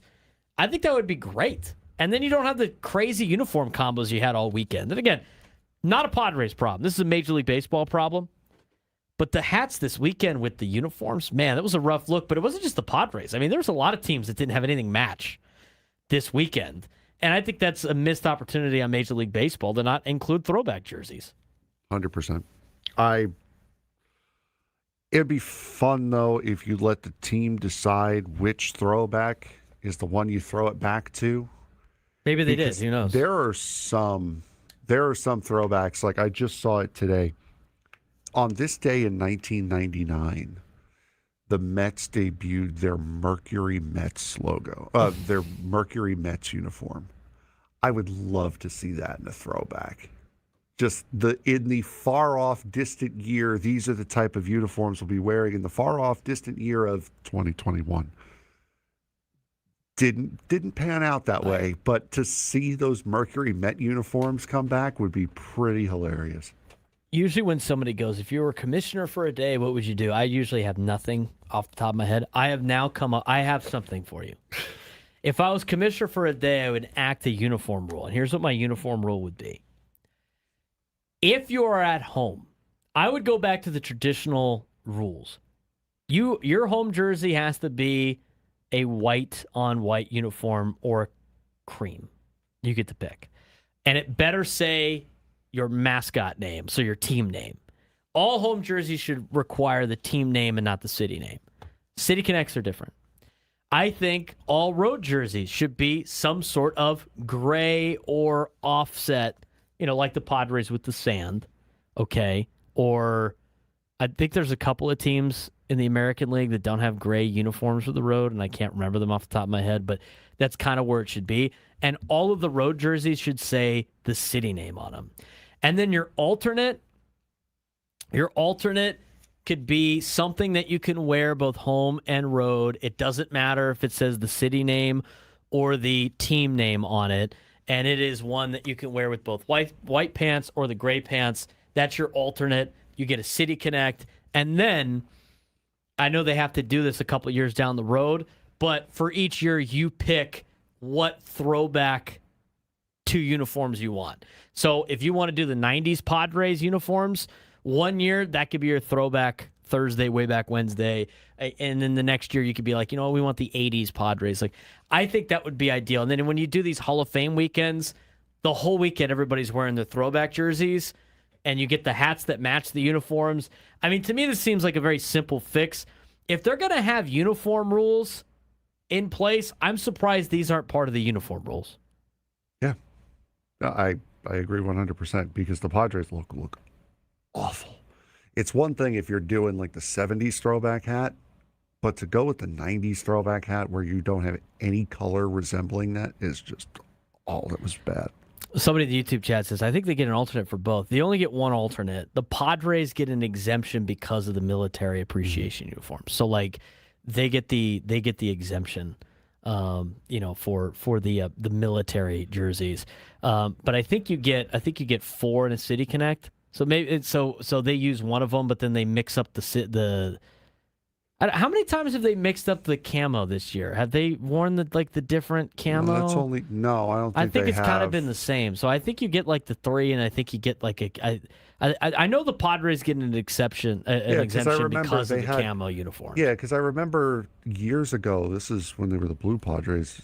They would have like an Army camo. They would have they had the Navy one, the Navy digital camo, and then the ones that they more or less the ones that they wear now. So yeah, that is interesting. I haven't seen them mix up the camo in years. Come to think of it now. I feel like they've been the same. I don't know. We haven't seen them at home in like 3 weeks. All right, so you do get a 4+1. So the Padres get an extra one because they have extra. They have like the kind of different shades of the military. Mm. But yeah, I would do it where you had a home, a road, an alternate. Let them have 2 throwbacks and a City Connect. You're only adding 1 extra jersey at that point. And then you can actually have a Hall of Fame weekend where it doesn't look dumb with the uniforms. But anyway, 833-288-973, 833-288-973. I think we got a contestant. Let's get to our midday sports stand-up. A lot of guys I was thinking of. What about,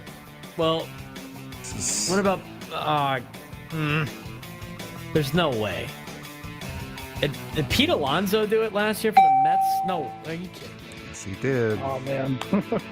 Pete Alonso. Brandon, I'm sorry, bud. You were seconds away from getting it on a tie. That'll wrap up our third hour. JR Blount will join us next. Hey, it's been a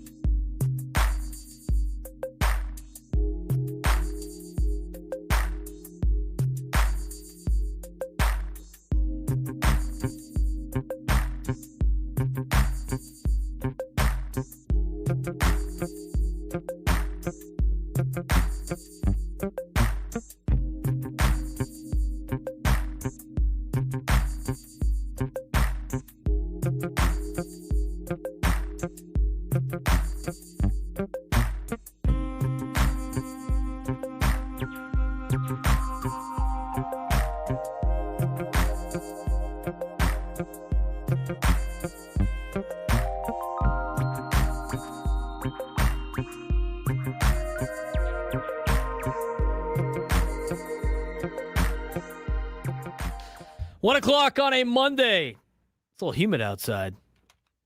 We're not used to this kind of weather. Not here in San Diego. I was getting some Texas flashbacks living in Texas around this time in college. I would prefer the San Diego weather, but hopefully we can grind through this. But it was still fun over the weekend. Get out and go to the pool and hang out at the beach. I saw USD basketball at some team building, hanging out by the pool over the weekend. And now joining us on the SDCCU fan hotline, it's not Big Bang Banking, it's better, is their new head basketball coach. Still hasn't coached a game yet, getting ready for the grinding through the final days of the offseason, getting ready for his first season as the head coach here in San Diego. JR Blount joins us on the SDCCU fan hotline. What's going on, JR? How'd your weekend go? How we doing? It's a great weekend. It's always great in San Diego, it seems. So we had our guys over to the house and got in the pool, had some pizza. It was a pretty good time. How about yourself? Had a great time over the weekend. And JR, as you're starting to, you and the family, migrate out here to San Diego, and you're starting to enjoy each and every day here. What is some of the things you've learned about this city? What are some of the places you like to go? How's it been in the last couple of months or so since you got hired here, living in America's finest city? Yeah, no, I mean, just that. I mean, I think the weather and the opportunities outside have been endless. And, we've enjoyed the beaches. I'm not a huge beach person myself, but my wife and 3 girls absolutely love it. So I was there yesterday at Solano Beach, and, we live right over there, right in the Del Mar area. So we've enjoyed downtown Del Mar. We enjoyed Carmel Valley. So we've made it downtown. Went to Ed Sheeran at Petco Park, and we've been all over the place. That's a great place to live up there in Carmel Valley. It's a great place to be. A lot of great spots. I'm up there a lot, coaching at Cathedral. So, if you need any recommendations, let me know. We'll hook you up on some spots up there. But from a basketball side of things, how's the offseason been in terms of recruiting? Obviously, you had to hit the ground running after coming off of a run by Iowa State in the NCAA tournament. You got to reshape this team. You got to implement what you want and your signature on this program. How's that process been the last couple of months from a basketball standpoint? Yeah, from a basketball standpoint, it's been great. I mean, I've said it. I appreciate and love these guys that we have, a group of 15 guys. And, the recruiting process was good. It was a lot more about character and a lot more about who these guys were off the court than on the court. We can watch the film and kind of get a good glimpse of what they can do basketball-wise. But they've came in and really lived up to what our mantra wants to be is GBD. It's just getting better every single day. And now we're on week 8. We actually finish tomorrow with our last practice tomorrow morning, and then we'll finish the week with some team building, some bowling, some games, some beach stuff, and have fun. But it's been exceptional. They've been, building a foundation based on growth every single day, and it's been intentional and with discipline. And can't say the credit to these guys how much we're appreciative of what they've done. We're talking with head coach of the USD men's basketball program, JR Blount, joining us on the SDCCU fan hotline. It's not Big Bang Banking. It's better. Tell us a little bit about your roster. I mean, obviously, we're not going to see them until, relatively October before you guys get ready for non-conference action. Who are some of the players that, a lot of San Diegans should be expecting to see on a daily basis on your 15?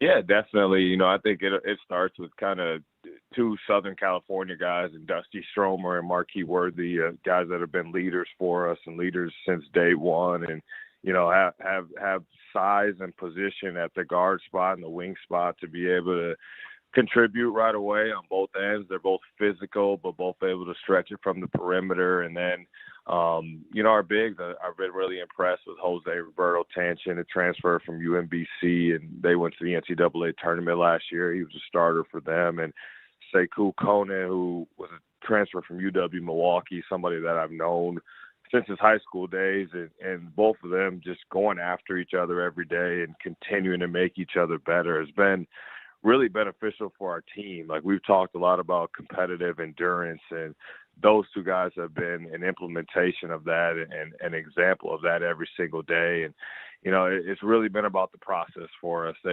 All these guys have bought into daily habits, and we've turned those habits into standards, and then now working to turn those standards into the identity of who we want to be as a team. This day and age of college athletics, I mean, the retention rate's not very high for a lot of, a group of SIG or mid-major programs, if you will. And, brand new staff, obviously maybe some guys that you know and you trust in that you built around, for you. But you got a lot of new faces on this team, and you mentioned a lot of them. But, how difficult is it now to get them to, work on a cohesive basis? I know you're mentioning get better every single day, but that usually takes time. There's a difference between practice reps and game reps, but how difficult is that now with college where, it's not like you got the USD job and you have, here's 14 guys coming back that, want to learn how to do these things a little bit different, but they have that camaraderie. How do you try to instill that in the offseason? How do you try to get close to game reps as possible when you got a bunch of new faces? Yeah, I think for us, it's all been started with what we do every single day. These guys are getting up in the morning. We're practicing every morning, and we talk about them. We talk about our daily habits. We talk about how hard we're working, and we feel like that builds our camaraderie. It builds team chemistry with what we're doing every single day and how hard we're working. And, we finish every day with the team meeting. So we start every day together. We finish every day together, and then we've done a lot of stuff together on the weekends when we're outside of practice, and, YMCA, Humane Society, state, went to the county fair. We've just done a great job. And the leadership team, which is our senior group of Jose, Marquis, Dusty, and Javon Hill, have all done a great job of just making sure that, whatever we do on Saturday, they do something together on Sunday, and just small. They went jet skiing, they went to the movies, like just building it as a team, because the most connected teams win in February, March, and April, and that's something that I've been a part of the last 5 years, and these guys have done a great job of building that over the last 8 weeks. We're talking with the head coach of the USD men's basketball program, and JR Blount, joining us on the SDCCU fan hotline. Obviously, when you talk about the West Coast Conference, and I mean, we just talked about conference realignment in the last hour or so. There might be some changes to that, but you guys have to control what you can control. And right now, Gonzaga's not in the conference anymore. And that's been the big program in basketball, and this conference really opens up the door for a lot of other other teams to step up and be that kind of focal point and that mainstay in this conference. And obviously everybody always wants to take on, the best at their best, but you don't have Gonzaga now. How does that change the outlook, and how excited are you to, maybe take control of USD and make USD part of the focal point of the West Coast Conference? Yeah, definitely. I mean, I think Gonzaga leaving, obviously choice that they had to make, and something that for the rest of the league, how much of a powerhouse they were. And, it's a good and bad thing. They obviously provided a quad one opportunity for the league, but, I do think that the St. Mary's and the Santa Claras, the teams that were also in the NCAA tournament last year, deserve credit for that. And, for us, it's just looking at it as something that's wide open. Like, the conference is wide open. I think there's a lot of new coaches, a lot of new faces, and in this landscape of college basketball, there's going to be new rosters. So we, again, just pride ourselves on what we're doing every single day to formulate the standards that we have for ourselves at USD. And then we always say the process is a lot greater than the outcome. So if we want success, we're just going to continue to bet on ourselves. And, we think that we got a good group of guys here that can handle both success and adversity and work to be the most connected team. We had Blanche Alverson on last week, JR, to talk about the upcoming clinic on Saturday. I will be there emceeing it, and I'll do my best to try to be a point guard and kind of dish it off to a lot of great speakers.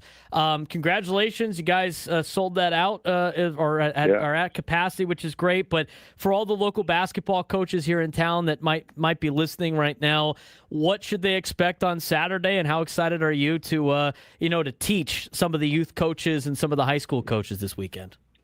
For sure. First and foremost, we definitely appreciate all the support to get it to capacity. And, the clinic is completely free to attend, and we just want to emphasize accessibility for our coaches at every level and, use this as a sense of community engagement to get people here, to get people to USD, not only from the San Diego area, but from all of SoCal. And, we have a great lineup of speakers, from Jeff Van Gundy to National Championship and Corey Close to Blanche, who provides great stuff. And then I'm just bringing up the end of the bargain here, but, Seth Davis and Anthony Slater as well. And, I think it is. It's just a special opportunity. I'll talk about how we can tackle each other and play some physical defense. I don't know that it's something that everyone will want to see, but it's something that our guys have really embraced and been enthusiastic about. And, I'm sure the other speakers will have a lot of greater stuff to talk about, but it is an event that we're really happy to put on and more to showcase everything that USD has to offer and here in our beautiful basketball performance center as well. Coach Blount, always great to talk to you on the airwaves. We appreciate it. I'll see you on Saturday at the clinic, and we'll get you on again right before the season starts. Awesome, Braden, man. Really appreciate you. JR Blount joining us in the SDCCU fan hotline. It's not Big Bang Banking, it's better. Getting excited. USD basketball right around the corner. Local colleges basketball right around the corner. Should be a fun event on Saturday. We appreciate JR Blount's time joining us on the SDCCU fan hotline. A little college basketball mixed in there. It's great. It's never too early. You know what? I'm sure John Rothstein's tweeting about something right now that involves college basketball and breaking news. Some random scheduling. Haven't seen the USD men's basketball schedule yet, so we'll see what they put out in the next couple of weeks or so. But we got 3 D1 schools in town. And USD is the one that kind of needs to now catch up to the other 2 with the success that they have had over on the Mesa for San Diego State and now over in La Jolla with UCSD. When we come back, we're going to talk about San Diego FC. They played over the weekend, got back to their winning ways. We'll get a full breakdown from Frank on what happened on Saturday when we come back.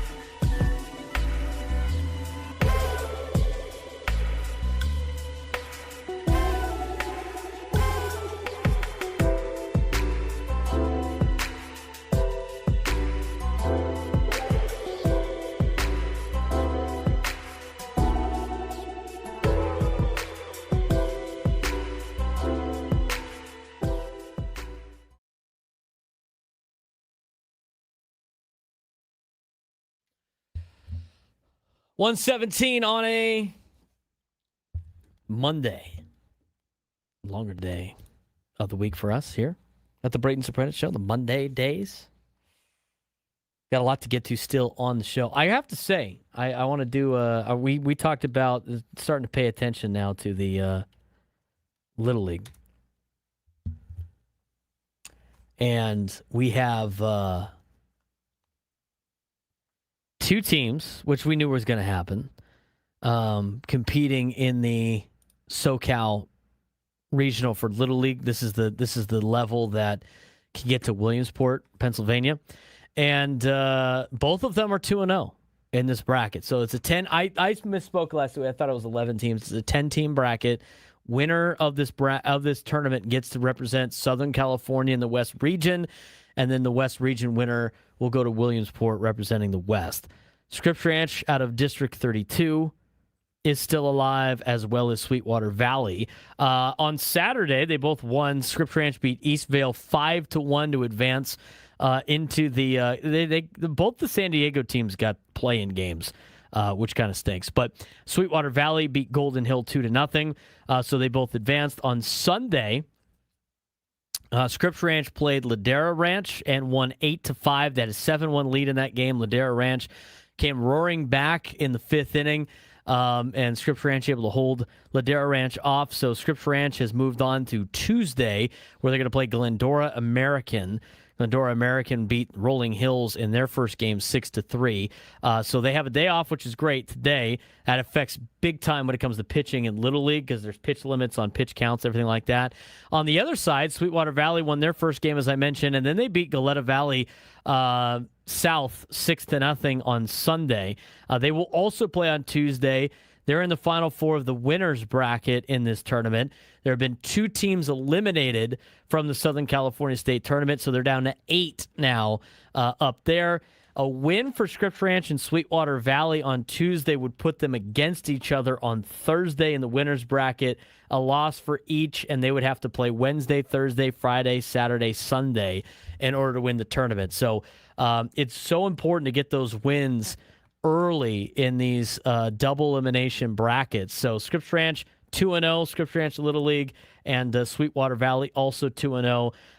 As I mentioned before, they will both play Tuesday at 6:30 in Aliso Viejo, California at Woodfield Park. On Field 4 will be Glendora American and Scripps Ranch at 6:30, and on Field 6 will be Encino and Sweetwater Valley also at 6:30. There are going to be games today in that bracket as well, but two of our teams still alive in the tournament to try to get to Williamsport. If only one of them obviously can win, but we have some pretty good chances of maybe having a San Diego team represent Southern California in the West Regional. Still a lot to play, still a lot to get to, but good first showings there. I wanted to get to that happened over the weekend. A lot of birthdays in the YouTube chat today, huh? We got Juan Ruiz in the YouTube chat. Happy birthday to Juan. Hopefully he has a great day. Hopefully you have a great afternoon. Hopefully you have a great night tonight. Don't have to watch the Padres. You go out to dinner. Perfect for Juan. So maybe Juan will tell us where he's going to dinner for his birthday. And then shout out to Jake Waters in the YouTube chat. His son is turning 20 today. He's asking where should he take his son for dinner. Depends what your son likes. Got a lot of great spots you could potentially go to. Where do you like to go for your birthday, Frank? Do you like to go out or do you like to stay home? No, I usually like to stay home. My dad usually makes whatever. What do you have your dad make? Whatever we want. It's usually just meatballs and stuffed shells. We never really do stuffed shells ever. I've only done stuffed shells a handful of times. They turn out super good, but it's it's a lot of work. Mm-hmm. So usually it's that. Usually an egg sandwich in the morning and stuffed shells at night. Stuffed shells at night. No lunch? No, never. Not really big on. Not a big lunch guy. No. We'd rather go out with with the dinner. Yeah. What's your dessert? Birthday dessert. I don't really have. It's gonna start being his cheesecake now. But other than that, we really haven't had anything too crazy for dessert. Juan's birthday was Friday. He went and saw the Tijuana Cholos over the weekend. You go. That's a pretty fun day down there. Go down there and walk across the border. go to the game. It's a fun time. I know. I think Ben did that a couple of years ago. Maybe it was last year. I can't remember off the top of my head. Happy birthday, Juan. Happy birthday to Juan. Belated now. It was on Friday. All right, let's talk about the soccer team here in San Diego FC. They're now 1-1 in the post-World Cup break. And, you know, it was a survival game for San Diego FC going against FC Dallas. They won 1-0, and, you know, they scored first. They controlled the match. They actually finished it. They looked a lot like what they were expected to look like after last year, but the 1-0 victory doesn't really erase a disappointing first half of last season, but it does represent the blueprint that Mikey Varas has been searching for, Frank. And they played with speed, and they did exactly what you would expect them to do against a team like FC Dallas, and they won a very important survival game over the weekend. Yeah, it's funny. You think that out of the two games, you know, the Colorado Rapids were 13th in the Western Conference going into that match, and FC Dallas was 5th.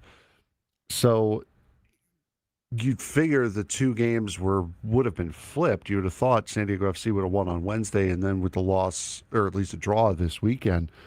But yeah, very, very solid match. It was more back to normal status for San Diego FC. You get a big goal from Alejandro Alvarado from outside the box, a beautiful strike, and sealed the rest of the game for them. Dominated possession, dominated in shot attempts, dominated in shots on net. They were the attacking force that we came to expect from them after the way last year ended and how this season started. So it felt very much like a return to form for San Diego FC. Now it's what the other professional team in San Diego is battling. It's, can they find that consistency to be able to continue to do it? And Alejandro Alvarado Jr. provided a pretty feel-good moment. I mean, he suffered a serious injury that kept him sidelined for months. Alvarado finally earned his first Major League Soccer start of 2026 after impressing off the bench in Colorado. And, you know, Mikey Varas gave him a chance, and he rewarded Varas immediately. In the 50th minute, he got the goal, as Frank mentioned, turned outside the penalty area, hit the right-footed strike to the bottom corner, first MLS goal of his career. And the most interesting part about this, after the game they mentioned this, but his teammates have been telling him to stop looking for the perfect pass, and Christopher McVeigh simply told him, just shoot. And he did. And he scored. Yeah. And San Diego FC was able to win. Son of a gun. Yeah, just shoot it. Just shoot it. But pretty remarkable story. What a great moment for him. Yeah, it's funny how that stuff turns out. And also a big signing for them over the weekend as they got Tunisian winger Elias Achuri, I believe is how you pronounce his name. I'm sure Juan or whoever will correct me there, but that's one of their international signings. And reports are that we're hearing that Mo Salah from Liverpool was speaking with an MLS club about signing. It was either an MLS club or Saudi Arabia. And Saudi Arabia seems now that he's more or less talking with MLS about coming over here. So not sure if that's San Diego FC. He's had a lot of links to San Diego FC, but you've gotten one of your international signings in Achuri coming in, and then now you never know with Mo Salah. I find that to be interesting. Obviously, take that for what it's worth, right? I mean, the report. I mean, who knows what team that they're really talking to? They don't announce a team. Yeah, they don't say a team. I mean, he might sign with somebody else in the MLS, and then that'd be obviously very frustrating. But I do think it's significant that he might be signing with an MLS team over Saudi Arabia. I mean, that keeps your hopes alive, right? I mean, and this team needs another designated player. Yeah. I mean, did you see like the banner above the stadium, right? They're like free Chucky Lozano. I mean, yeah, that was before. He's had issues everywhere he's been. It comes to a point where it's like, when is it his fault? But for a lot of people that are just diehard Chucky Lozano fans. But again, the problems that San Diego FC have are not problems that Chucky would fix. They're having they're having defensive issues. It's youth and defense, where Lozano is an older forward. So it's a completely reverse situation. So I don't see how. I think San Diego FC sticking to their guns, especially when it got tough, and especially as they're getting a lot of pushback from the fans. I think it's the right move to continue to stick with their guns with Chucky Lozano, because again, what is ailing this team, he's not going to fix. If he was a big time defender, sure, yeah, you really have you have a strong case there. If it's an offensive issue, a lack of offense, then fine, you have an issue. But it's neither. It's not. He's not a defender, and it's not an offensive issue. No, it's been a defensive issue. I mean, it's the late defensive breakdowns, and they almost had another one over the weekend. I mean, before Saturday, San Diego FC had blown 14 points in the final 5 minutes of matches, which is astonishing. And we talked about the joke that Tyler Heaps made to the media before the second half of the season started. If games were 85 minutes, we're probably third or fourth in the standings. But games are 90 minutes plus, and that's where the problems have been. And it nearly happened again on Saturday because deep into stoppage time, Machado had a bad pass that nearly gifted Dallas the equalizer. But instead of quitting on it, he sprinted almost the entire length of the field, blocked the shot, saved 3 points. And Mikey Vargas said he reached a career-high sprint speed right there. I mean, that recovery may become one of the more defining defensive plays of the season, and that's a recovery play of somebody going like, we're tired of losing or drawing like this. I mean, that's a pretty remarkable play by Machado over the weekend that saved them a victory, and they needed that victory so bad over the weekend. No, they absolutely did, and especially, again, after the way they lost to the Rapids on Wednesday. They lost on a stoppage time goal. The same thing that's been plaguing them all season long is how they lost. So they got exactly what they needed on Saturday night, and now they're playing against Minnesota United, who aren't as good as they were last year. So I don't see. So this is, you really have to start building off of this, especially as you get ready for the international tournament that's coming here. They didn't panic in the last 5 minutes. I mean, that's been something where they've had a lot of issues. I mean, they didn't panic. They didn't give away the possession. They didn't, invite pressure. I mean, they managed the ball. They controlled tempo. They protected the lead. And for a team whose season has been haunted by late collapses, that's kind of the biggest takeaway. I mean, they were able to overcome that on Saturday, which I think is a good stepping stone for them in the second half. And then, CJ Dos Santos, he got a clean sheet, his first clean sheet. I mean, he enjoyed one of his best nights. He only needed one save. He recorded his first clean sheet in this MLS season, 12th overall clean sheet with San Diego FC. The defense also completely neutralized FC Dallas striker and Petar Musa. And coming in, 13 goals, hat trick earlier this season for San Diego. Saturday, 0 shots on target, outstanding defensive execution.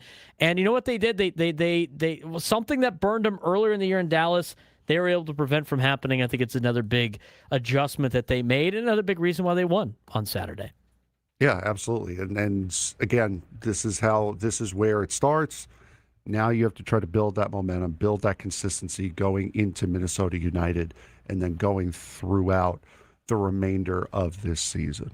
Because you're not far off of a playoff cutoff spot. No, you're not. You're right there. Again, the two San Diego teams right now are doing the exact same thing. Not playing to their best potential, letting games go that they shouldn't, and they're still hanging around. You know what they say about teams that are hanging around? You don't want to leave teams hanging around, especially not teams like the Padres that have shown that they can do very well in the late innings and have been a playoff team through the last 4 years. And for San Diego FC, a team that really dominated last year. Speaking of domination, match statistics, they controlled almost 70% of the possession, 19-7 on shots, 8-1 on shots on goal. I mean, Dallas barely threatened all evening. And Mikey Vargas, the head coach, credited the tactical shift against Colorado, the mid-block and conservative, compared to Dallas, where they were aggressive, high press, controlled possession.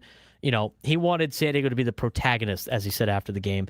And mission accomplished for San Diego FC. Yeah, especially after the way they came out against Colorado. They controlled a good majority of the game, but they didn't overwhelm the same way they did against FC Dallas. So this was more of a return to true form, or the form that we expected out of San Diego FC from last year and how this year started. 5-7-5 now. They have 20 points. They're 11th in the Western Conference. Still a lot of work to do, but the mood has changed, I think, dramatically after finally earning the 3 points, and sometimes it's the first one.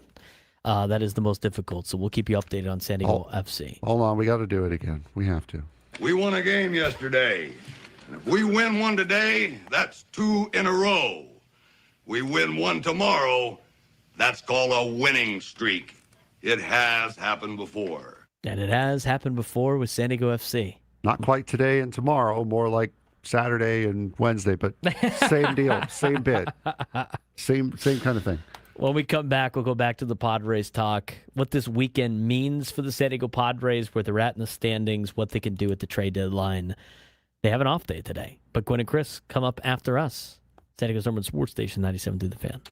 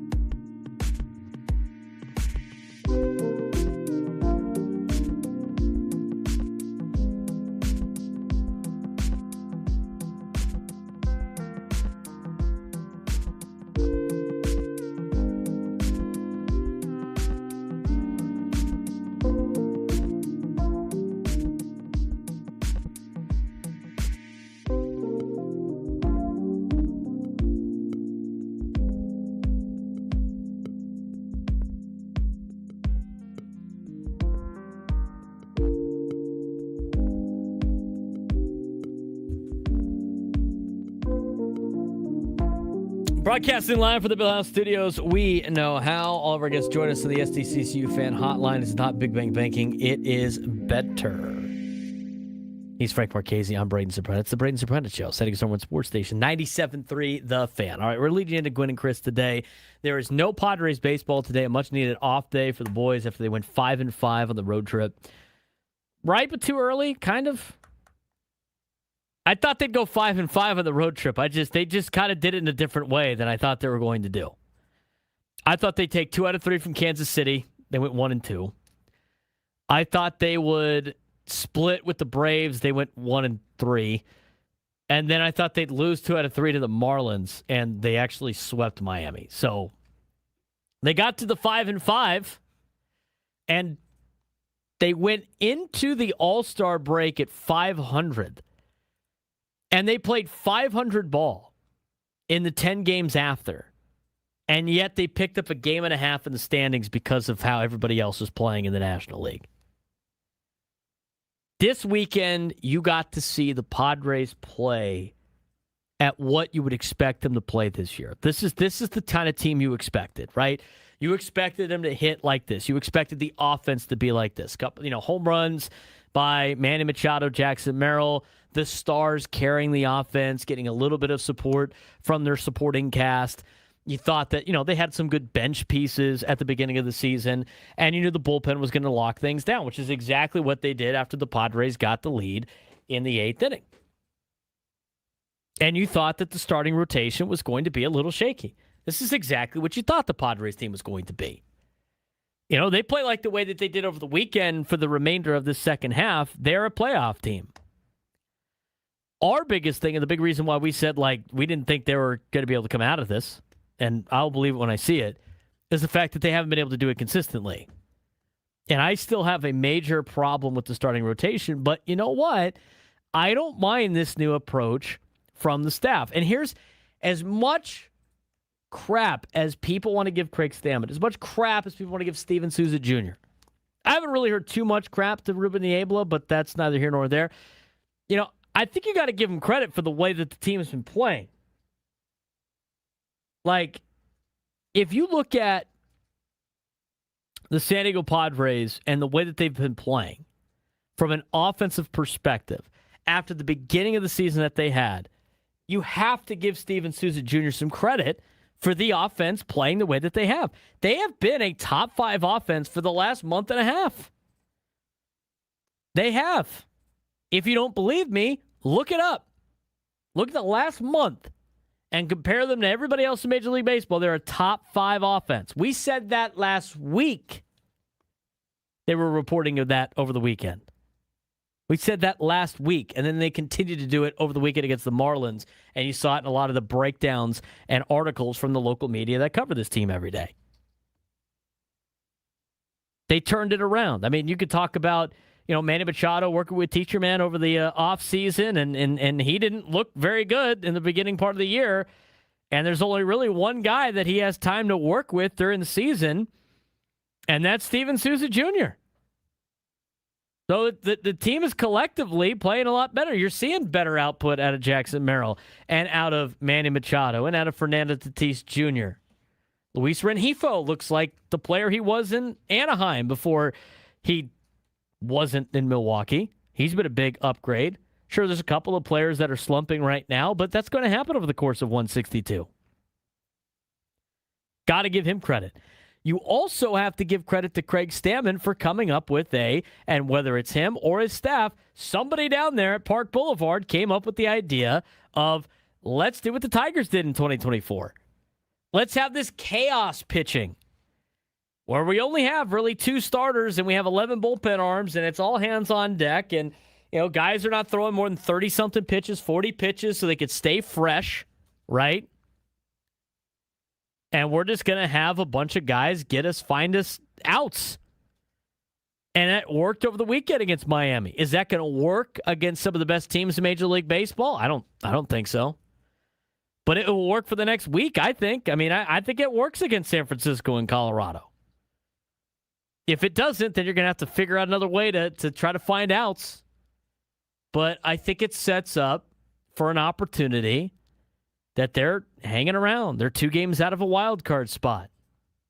I mean, this thing's being held on by, on the fringes right now. But these are games that the Padres are winning, and this style of baseball this weekend worked out, and, they got to try to continue it tomorrow against Colorado.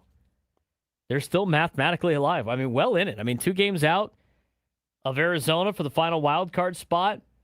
St. Louis has just been crumbling in the last 10 games. They only won 3 of the last 10. Miami has lost 12 straight. That's a franchise record. Washington is still hovering, but I wouldn't expect them to add. They're going to fall apart in the second half of the season. Pirates say they're buyers. I think they should be. They got good pitching. You still get to play Pittsburgh here at Petco Park, and you took 2 out of 3 from them in Pittsburgh, so that's a very big series when that happens. You still get to play Arizona a handful of times. In fact, you play them next week. You'll play them during the trade deadline, right after the trade deadline for 4 games or whatever it is. Philly looks okay. Chicago doesn't have pitching. I mean, they're just they put a ton of runs on teams, but they can't stop anybody. So I think this is pretty much it's open for the taking, and things are laying out in the Padres' favor. But that doesn't mean they automatically are going to make the playoffs. They have an opportunity now to seize this and be a playoff team, which I don't think anybody believed even last week. But as you go through this roster, and we talked about it earlier today, and I like this, this deployment of what you have pitching-wise in terms of like using the bullpen. Here's what I got with this. I mean, as of right now, you have King and Buehler as the only guys that you give the ball to, and you hope they give you 5+ innings. That's based on what they use this weekend. You could say that. And King pitches tomorrow against the Rockies. And then your bullpen right now is Canning, Hart, Marquez, Matsui, Miller, Morejon, Peralta, Rodriguez, Sears, Vasquez, and Waldron. They're expecting Estrada back this week from his right knee inflammation. Or whatever it was. I think that's what it was. They expect him back this week. So if you bring him back, you could cross somebody off the list. And as of right now, the way he's pitching, Matt Waldron actually kind of did a job, but you could take Waldron off and you could put Estrada on. And then by mid-August, in a couple of weeks, you're going to have David Morgan back, which means you could probably lop off. I don't know what they're going to do with Griffin Canning. I don't know how much more leeway you could give this guy, but you could replace Canning with Morgan. I don't think they do that, but you can. You should be getting Jason Adam back by end of August. And at that point, who knows who's going to be the worst pitcher. But, it could be Marquez. It could be a guy like J.P. Sears. You add him to this bullpen. So now, instead of Canning, Waldron, and maybe Marquez, you have Estrada, Morgan, and Adam mixed with Hart, Matsui, Miller, Morejon, Peralta, Rodriguez, Vasquez. They're expecting at some point to get Pivetta and Musgrove. You get those 2 guys back. With this kind of strategy, maybe you don't need them to go 30-something. Or maybe you don't need them to go 5 or 6 innings. Maybe you just need them to give you 40 pitches. Go 2 innings. Go 2.5, 3 innings. Which is not saying much, but you know what? I mean, you got to use what you have. And if that's the case, you lop off 2 other guys that you got to make room for. And all of a sudden, maybe it is Kyle Hart. Maybe it is a J.P. Sears. So now, in your bullpen, Estrada, Morgan, Adam, Musgrove, Matsui, Miller, Morejon, Peralta, Rodriguez, Pivetta, Vasquez. That's that's a lot better than what it was before. Now, whether or not you move Buehler back there to be one of those guys and you let Joe Musgrove or Pivetta start, or maybe you have those guys part of your rotation, I will believe it when I see it with those guys. I mean, they both threw live BP last week, 20-something pitches each. They're going to do it again this week. They're still far from returning, but those are maybe some additions here. And if you add a pitcher or 2, whatever it may be, I think you're probably more in the realm of adding relief pitching, just because it's going to be expensive to add starting pitching. I mean, this is a lot better of a pitching staff to finish the season. And if the offense continues to play like they have for the last month, I mean, they can really make a run at this thing. They could. I mean, I said they were done on Friday, and then they swept Miami. I mean, there's a lot of ifs on what we just went through, and one weekend series against the team that has lost 12 straight games doesn't really change that too much.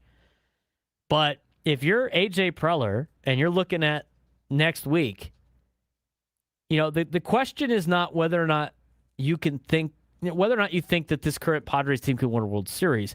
The question is whether or not you think they could be one of the best 6 teams in the National League and be a playoff team. And if the answer is yes, then you add at the deadline. If the answer is no, you might sell on the fringes. But I mean, I don't think you could I don't think you start selling pieces that are not rentals. And I could see a situation, we talked about it earlier in the show, and I'm sure we'll get more reports as the days go on. The more I look at it with adding Estrada back and Morgan and adding Adam, I think you're in a position where you could potentially trade away Morejon. And you can use that to either get some prospect capital to flip or use it to just kind of build up your farm system and think of the future. But, with how much money Morejon's going to go for on the open market, and with the fact that he's probably not going to be back next year, and with the fact that, I think this team's good enough to be in the playoffs, I don't think there's a lot you can add without sacrificing some major prospects in order for this team to make a run in the World Series. I think you're better off just going with, the playoffs are a crapshoot anyway in Major League Baseball. I think it's wise to trade away Adrian Morejon. And how you judge success in Major League Baseball, to me, is going to be more about making the playoffs than just making a run through. I think it's better to be in the playoffs than it is to not be in the playoffs. And as crazy as that sounds that I said that, there's a lot of people that disagree with me on that. There's no guarantee what the future is going to hold anyway. Any chance you have to make the playoffs, you should, and then see what you got. I would rather be the team that's one spot in the playoffs and loses in 2 games than be the team that never made it there. Maybe that's a minority opinion. I don't think that's the case. But I think that they could get there without Adrian Morejon if they use him to trade and maybe use the trade pieces to get another pitcher in here. Because I think you could get a solid bullpen arm that's not a back-end guy, and I think you can go with Bragley, and I think you could go with Morgan, and I think you can go with Estrada, and you're probably not going to trade Adam because I think people want to wait to see how healthy his is. I mean, you can make the playoffs with those guys back there and not having Morejon. You could. I mean, Morejon's pitched a ton of innings this year. He's been a workhorse. He hasn't had the same ERA as he had in the past. I think he's done a great job, but I'm not sitting here going, how can you not let this guy go? I mean, that's good enough to make the playoffs. I mean, whether or not you beat the Dodgers remains to be seen, but in order to fill out the rest of your roster, he might be the move that you have to make because he's gone at the end of the year. You're going to have to go with some other left-handers back there if that's the case. But here's the thing. If you want to actually trade, I think it's beneficial for you to trade Morejon more so than it is to trade away any of your future pitching because you need those guys eventually. Eventually